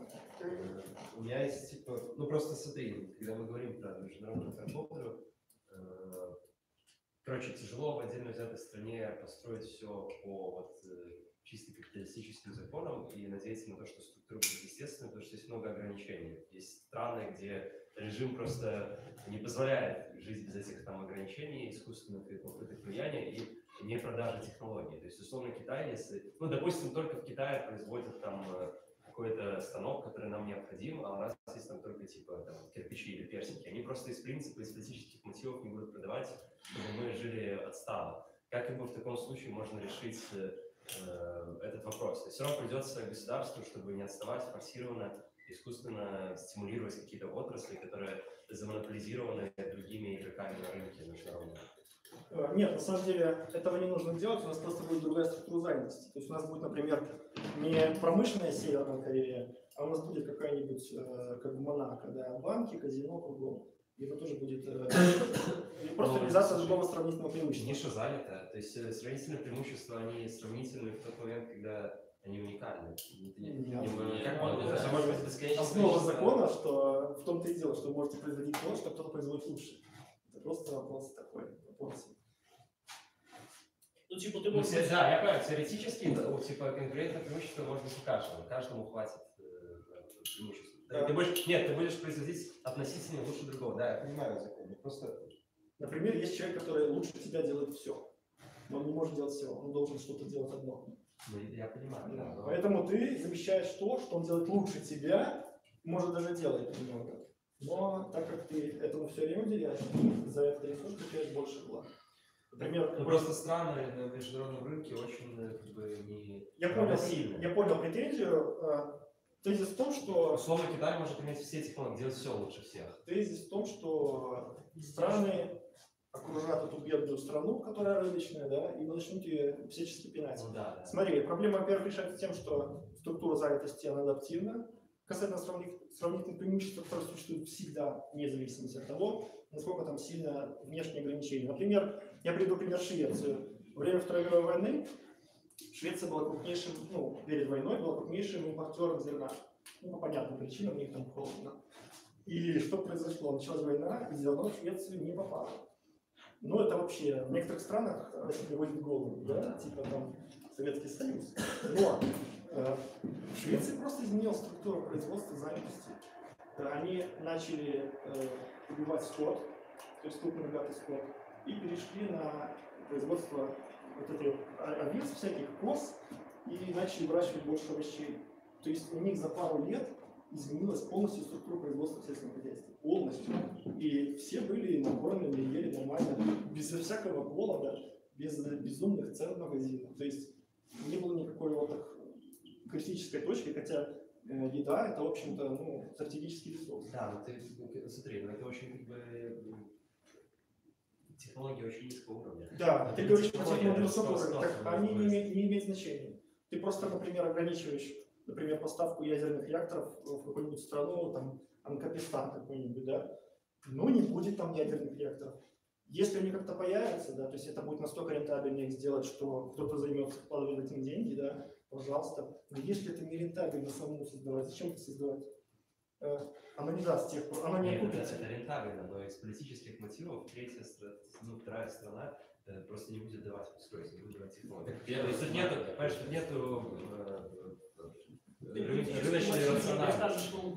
Ну да, я понимаю. Ну так я на это и намекаю, что типа, к сожалению, пока не может быть абсолютно везде демократии и капитализма, законы на практике как бы не будут работать. А зачем ему тогда производить в этой третьей стране, если она никому будет его не продавать? Какой смысл, какая выгода будет создания вот этого? Нет, так я привожу пример. Я привожу пример. Высокой технологии, ядерные реакторы. Предположим, у нас не продают реакторы в страну. Хорошо. зачем нам производить? Ты говоришь о том, что если мы произведем, например, будет супер все производительно. Хорошо, допустим. Но если это супер производительный, соответственно, те, кто занимается вот этой производительностью, который готов увеличить эту суперпроизводительность, заплатят тебе деньги за ядерный реактор, который ты создашь. Но из-за того, что этих денег недостаточно, потому что не будет особой суперпроизводительности, реактор не создается. Если денег достаточно, то есть она реально поднимет, то эти деньги ты получишь, и ты разрабатываешь реактор. Ну, то есть рынок так работает. Когда слишком много спроса на рынке финансового, то появится предложение, это просто вопрос времени. Вот такие дела. Так, еще вопросы какие-то? В следующем блоке. Слушайте, уже Нет, последний вопрос. Следующий блок. Последний вопрос. Слушайте, смотрел по телевизору и услышал, что либеральная модель исчерпала себя. Что вы думаете по этому поводу? Я обычно такое слышал по Ютубу. Вы просто, наверное, не смотрите телевизор. Да. Поэтому у нас разное информационное поле, вы немножко в вакууме. Вообще да. Телевизор немножко отстранен. Смотрите, что значит игральная модель? Вот как вы это понимаете? Тот человек, который это сказал, у него очередная какая-то своя картина мира по поводу, я не знаю, наверное, каких-то отношений кадров. Вот что он имел в виду? Не знаю, вы экономист. Я мало вообще понимаю, что такое либеральная модель, я поэтому и пришел вас. Вы сказали либеральная модель. Нет, послушайте, я же говорю, вы просто как-то включаетесь в то, что смотрит какая-то часть общества. Хорошо. Простите, а то будем о Детройтах рассуждать, не понимая, что здесь творится, вы посмотрите. Видите, что за... Смотрите, чтобы говорить, что либеральная модель себя исчерпала, нужно привести аргументы, которые это докажут. То есть например, мы скажем, что обмен не выгоден, обмен не является одной из положительной суммой. Я не представляю, если вы это докажете, это Нобелевская премия. Или вы, например, скажете, что... Потрем. Литература, и дальше. Мира. Это ваша трактовка как экономиста этого высказывания, правильно? Я хочу любого экономиста такого услышать, который так скажет. Может быть, есть тут ребята, тут такие жаркие, кто-нибудь, что выйдет, просветит нас? То есть, смотрите, к либерализму была куча претензий. Я не знаю, там, это, кстати, давали Нобелевки. Я не знаю, симметрия информации получил Нобелевку Стиглиц. Кто там еще? Крупман получил за международную торговлю, что ТНК захватывает планету. Или была еще такая проблема, опять же, внешние эффекты. Но все эти аргументы, они уже типа крутые, да, для умников, они все равно опровергаются. Можете почитать Пеннингтона, книгу, называется «Классический либерализм». Паш, как он называется? Будущее социально-экономической политики. Да. Там вот эти аргументы, которые современные, серьезные, не какое-то там подполье махровое или тубовское, а именно серьезные аргументы. Они там все рассматриваются в общем. Для меня ключевое слово здесь исчерпало. То есть я понимаю, что Нобелевки были когда-то в прошлом. Вы достаточно много изучили материала в области экономики и авторов, которые вы сейчас приводите в пример. А вот исчерпало, пока вы не сформировали свою точку зрения. Я могу сказать, что либерализм проиграл политически. То есть политический либерализм тяжело продается. Отнять и поделить это гораздо выгоднее и продать избирателям, чем либерализм. Либерализм что это такое? Оставьте людей в покое. Что значит в покое? Давайте их немножко пограбим, то есть перераспределим. А как же там, я не знаю, вот этот алкоголик или там еще кто-то? Надо грабить людей. И поэтому это выгоднее политически продается, чем либерализм. Но глубинная причина это из-за того, что, скажем так, есть некоторые проблемы в теории государства у либерализма, и это породило некоторые дефекты системы. Нобелевки поэтому не было? Нет.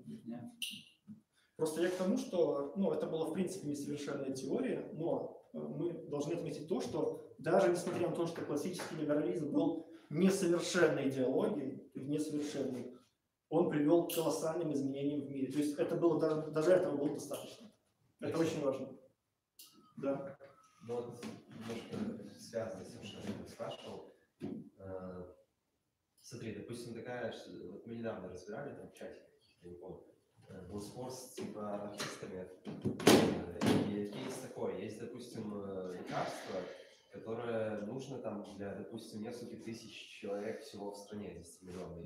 И, естественно, с коммерческой точки зрения производство будет как бы нерентабельным, потому что оно дорогое в производстве, а люди потенциально целевой аудитории их очень бедные. Они просто не смогут покупать вот это наверное, жизненно необходимое.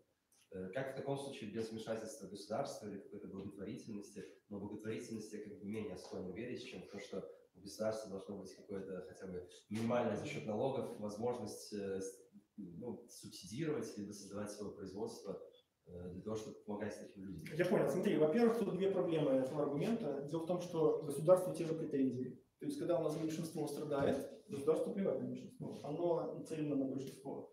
И меньшинство при государстве страдает больше, чем при рынке. При рынке все-таки из-за того, что транзакционные издержки ниже, выше спрос, выше предложение. То есть этот аргумент работает в обе стороны, понимаешь? И вторая проблема,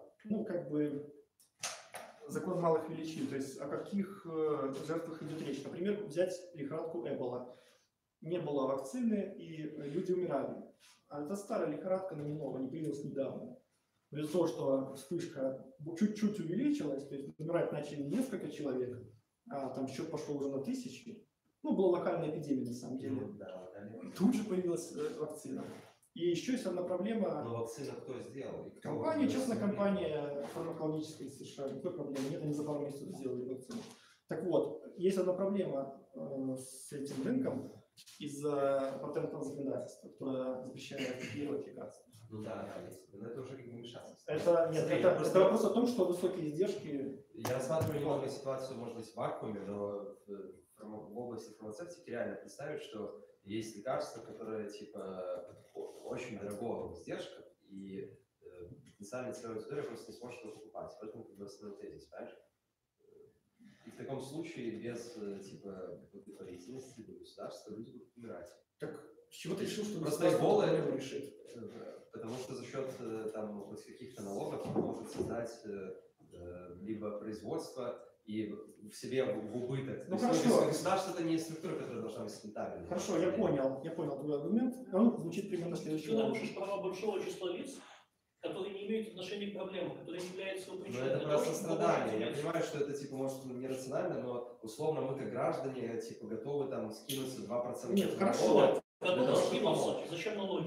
Это как налог. Так я говорю про налоги, я говорю за счет налога. Нет, так зачем налог? Налог это обязательное безвозмездное изъятие. Налог не изымается на цели более того, сейчас, во всяком случае. Это время были налоги только на войну или еще на что-то. Смотрите, это частный пример аргумента. Давайте грабить людей, чтобы накормить бедного человека. Это то же самое, просто более сложно. Нет, это не то же самое, это конкретный пример.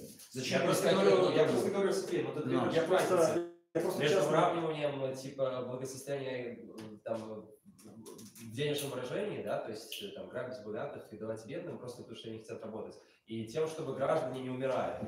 Нет, я понимаю. Я просто говорю о том, что когда мы грабим большинство для того, чтобы спасти меньшинство, это просто частный случай приводишь. Слушай, это вопрос... Да не частный прием пример. Так я и говорю, что это частный случай, частный пример, я согласен с этим. Я просто формализую проблему. Просто если ты говоришь, то есть это еще раз, ситуация в вакууме. Нет, я согласен, но что есть есть такая ситуация. какое-то решение, кроме того, чтобы... Я согласен с тем, я согласен с тем, что гипотетически... Хорошо, давайте расширим этот пример. Вот смотрите ситуацию. Подождите, я с ним согласен. Я согласен с тем, что гипотетически такая ситуация возможна. То есть я ее не отрицаю. У нас действительно может возникнуть некая ситуация, при которой меньшинство умрет, если у нас не будет слишком большого перераспределения. То есть у нас будет слишком большое, тогда они не умрут. Неважно по каким причинам, болезни, там, лекарства, или там заложники взяли, не имеет значения. Так вот, смысл в том, что у нас может быть такая ситуация, но когда мы говорим о том, что ограбить большое количество людей, которые, например, из-за этого могут каждый прожить на год меньше, и они в итоге потеряют, например, 1000 лет жизни, это не важно, да? Когда мы говорим о том, что грабим вот этих, спасаем этих, это не экономический аргумент, он этический. Вы должны говорить о том, что вы говорите, что конкретная смерть сейчас этих людей важнее, чем ранняя смерть людей других. Это важный вопрос, потому что когда мы говорим про смертность, Мы знаем, что в бедных странах, ну, основная причина ранней смертности и бедности не условия климата, не экологическая обстановка, вообще ничего. Если Именно типа, у бедность. человека будет там 1% налога с дохода, что может быть будет достаточно, чтобы покрыть эти лекарства, это не повлияет глобально на благосостояние. Вот в чем тут вопрос. Подожди, если 1% дохода, значит мало на Потому что будут сразу же найдутся Да, следующие. немного, надо немного. Так То у есть тебя я- противоречие. У тебя противоречие. Ты говоришь, что надо много денег, а сейчас говоришь, что ну немного. Нет, но я имею в виду, это много, если типа по рыночным ценам это лекарство продавалось. Условно, оно стоило 10 тысяч долларов. Нет, Если мы нет, из 10 смотри. миллионов человек возьмем 1% подоходного налога, типа, это будет достаточно, чтобы покрыть лекарство на 10 лет вперед. Если мы один раз налог. Вот смотри, есть, например, ВВП США.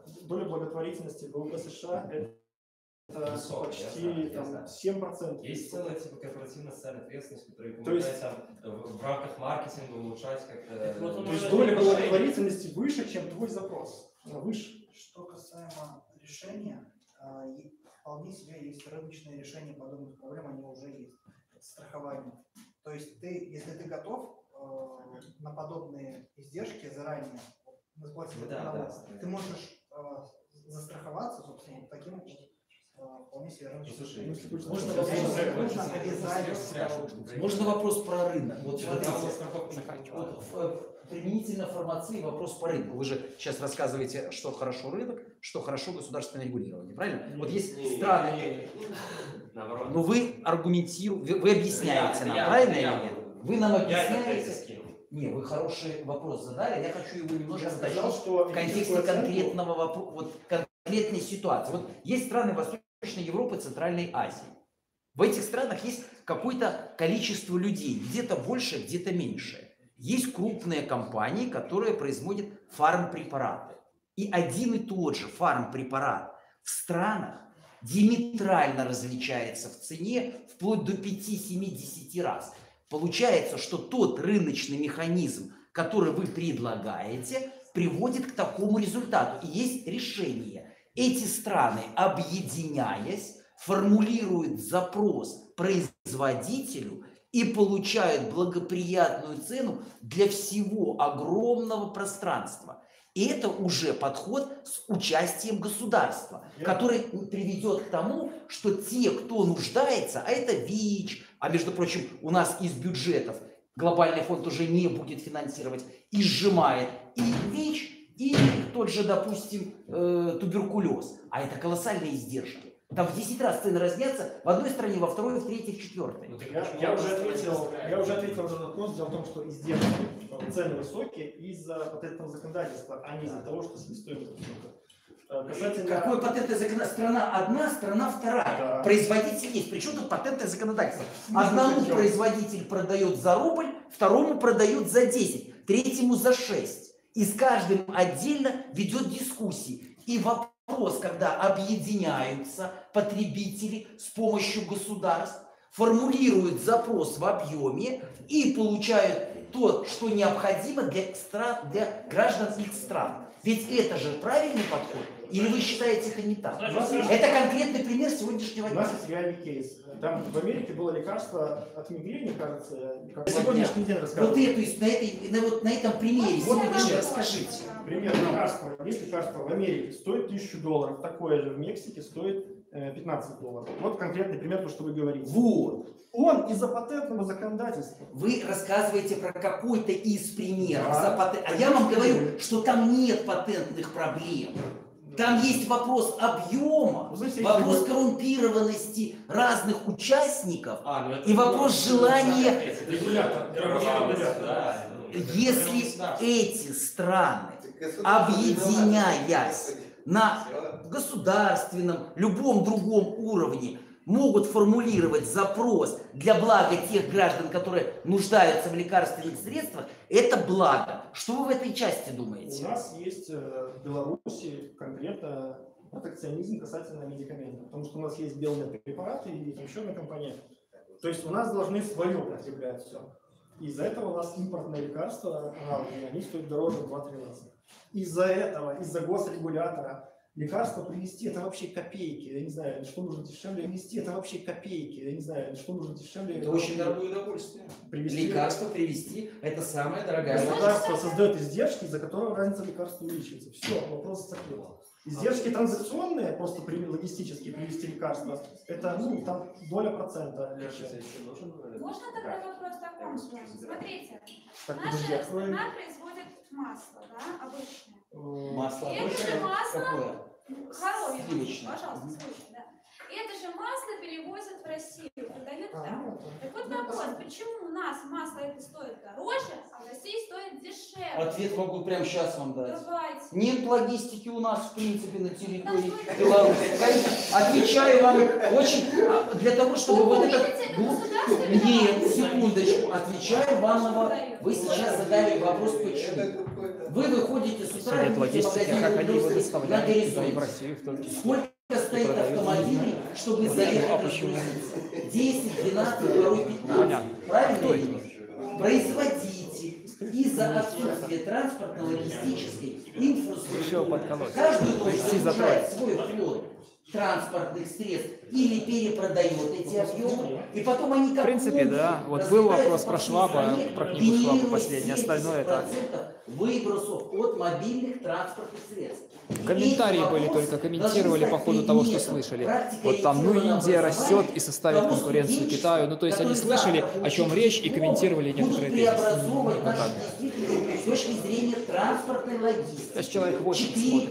4-5. Уже как бы так вот. Эти вопросы было бы Интерес спал. конкретно. 8 Что в России получается дешевле довести, то есть в этом плане дорога лучше. Я вам рассказал, очень дороже у нас. Мне рассказали, почему Логистика занимает львиную долю стоимости, плюс посредники. Я приведу небольшой пример. Давайте этот пример мы рассмотрим с вашими коллегами на кафедрах, где есть экономисты, Ребята, юристы, технологи, экологи, дорожные строители и логисты. Ребята, И мне- покажем вам всю экономику. И в принципе у нас. Так, минутку Давайте внимания. этот пример, хороший пример. Ребята, мне с Алиэкспресса, с Китая привезли чехол для мобильного телефона за 30 центов. Ты был за сколько? Чехол? Значит, это $3. Ну, подтверждает, что Китай под любую Раньше дверь была в мире такая может фигня, что поставить любую там шариковую ручку объем, за а 10 мы в центов рамках могли РС бесплатно не привезти, можем а в Беларуси ничего попробуй ты продать. найди бесплатную доставку. Понимаете, Типа, о чем чего? я говорю? Именно поэтому я задал вопрос, какую логистику ты видишь, которой нету? Сколько Что он мне стоит- нарисовал? Сколько Питер, стоит Москва. такую О упаковку чем? таблеток привезти? По такого же размера, такого же веса. Ой, думаю, значительно дороже. 30 Вопрос, центов? Дороже? конечно, нет, дороже. Там Почему? совершенно другая Дороже, логистика тяжелее. с точки зрения температурного режима, с точки зрения прослеживаемости. Не особо. Ну вы немножко просто вы там вникните, объемы решаете. еще раз повторяю, вы вникните в эту тему, посмотрите, каким Прикольно, образом, температуре лекарства. ну и лекарства есть разные. Ну, я говорю про комнату. Для того, чтобы их вернуть, надо показать полностью весь путь в каждой секунде. Плюс иметь определенные складские условия. То же самое, что скоропорт, понимаете или нет? Вот возьмите вы масло, пошлите куда-нибудь в Армению. Или, допустим, загоните... Никакой проблемы нет. Ну, это немножко не чехол, понимаете? Даже который есть. рефрижераторы сейчас дешевые возят. Например, в Вы- Европу Аргентина поставляет говядину в рефрижератор. Вы понимаете стоимость оплаты контейнера рефрижератора, из чего она складывается? Я вам Дешевая отвечу на вопрос. аргентинская говядина. Вы Дешевая, до тех дешевая, пор, дешевая. еще раз вам отвечаю на вопрос, до тех пор, пока контейнер не попадет в порт, вы за него платите. Ну и что? Это крайне недешевое удовольствие в отсутствии транспортной логистики по железной дороге Дешевая или ее аргентинская крайней говядина дороговизны. в Европе. Дешевая. Вы Там понимаете, стоит что в дешевая. Европе есть порты, а мы находимся на континенте. У нас А то, на что континенте сегодня есть тут пароходы не серьезные гуляют. которые Еще раз вам повторяю, сегодня здесь пароходы не едут. А транспортное плечо автомобильной логистики 600-700 километров. А все остальное это дорого. Транспортная логистика мало занимает размер. Вы опять вводите в заблуждение других. Вы бы вместо изучения Любой продукт, я вы могу бы сказать. вместо изучения столетней давности работ посмотрели содержание расходов по логистике. Самые большие расходы на... Слушайте, ну подойдите к любому нашему предприятию, найдите человека, который отвечает за логистику, и задайте вопрос, какой процент. Так я вам могу сказать цифру. Ну, я не знаю, вас или обманывают, или вы нас вводите в заблуждение. Народ уже, смотрю, собрался. Слушай, Алексей, типа такого как бы вопроса за кадром. А за счет чего в последнее столетие снизилась цена, собственно, логистических услуг? Потому что в Средневековье было очень дорого перевозить товары на дальние расстояния. А теперь вдруг внезапно стало дешево. Почему? В Средневековье логистические издержки были примерно 80-90%. То есть Венеция, например, вообще разбогатела за счет логистики, чисто логистики. А что произошло в какой-то момент, что они стали вдруг дешевыми? Ну, в смысле, что куча технологий. То есть у нас... Ребята, учите матчасть. Реально. То есть у нас технологии в трудозатратах касательно распределения.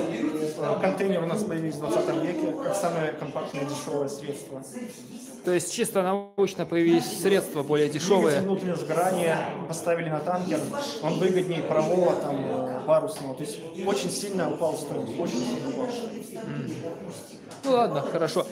Так, ну что ж тогда, на этом будем заканчивать трансляцию. Спасибо всем за внимание, не забывайте ставить лайк, подписывайтесь на канал, ну и до следующего раза.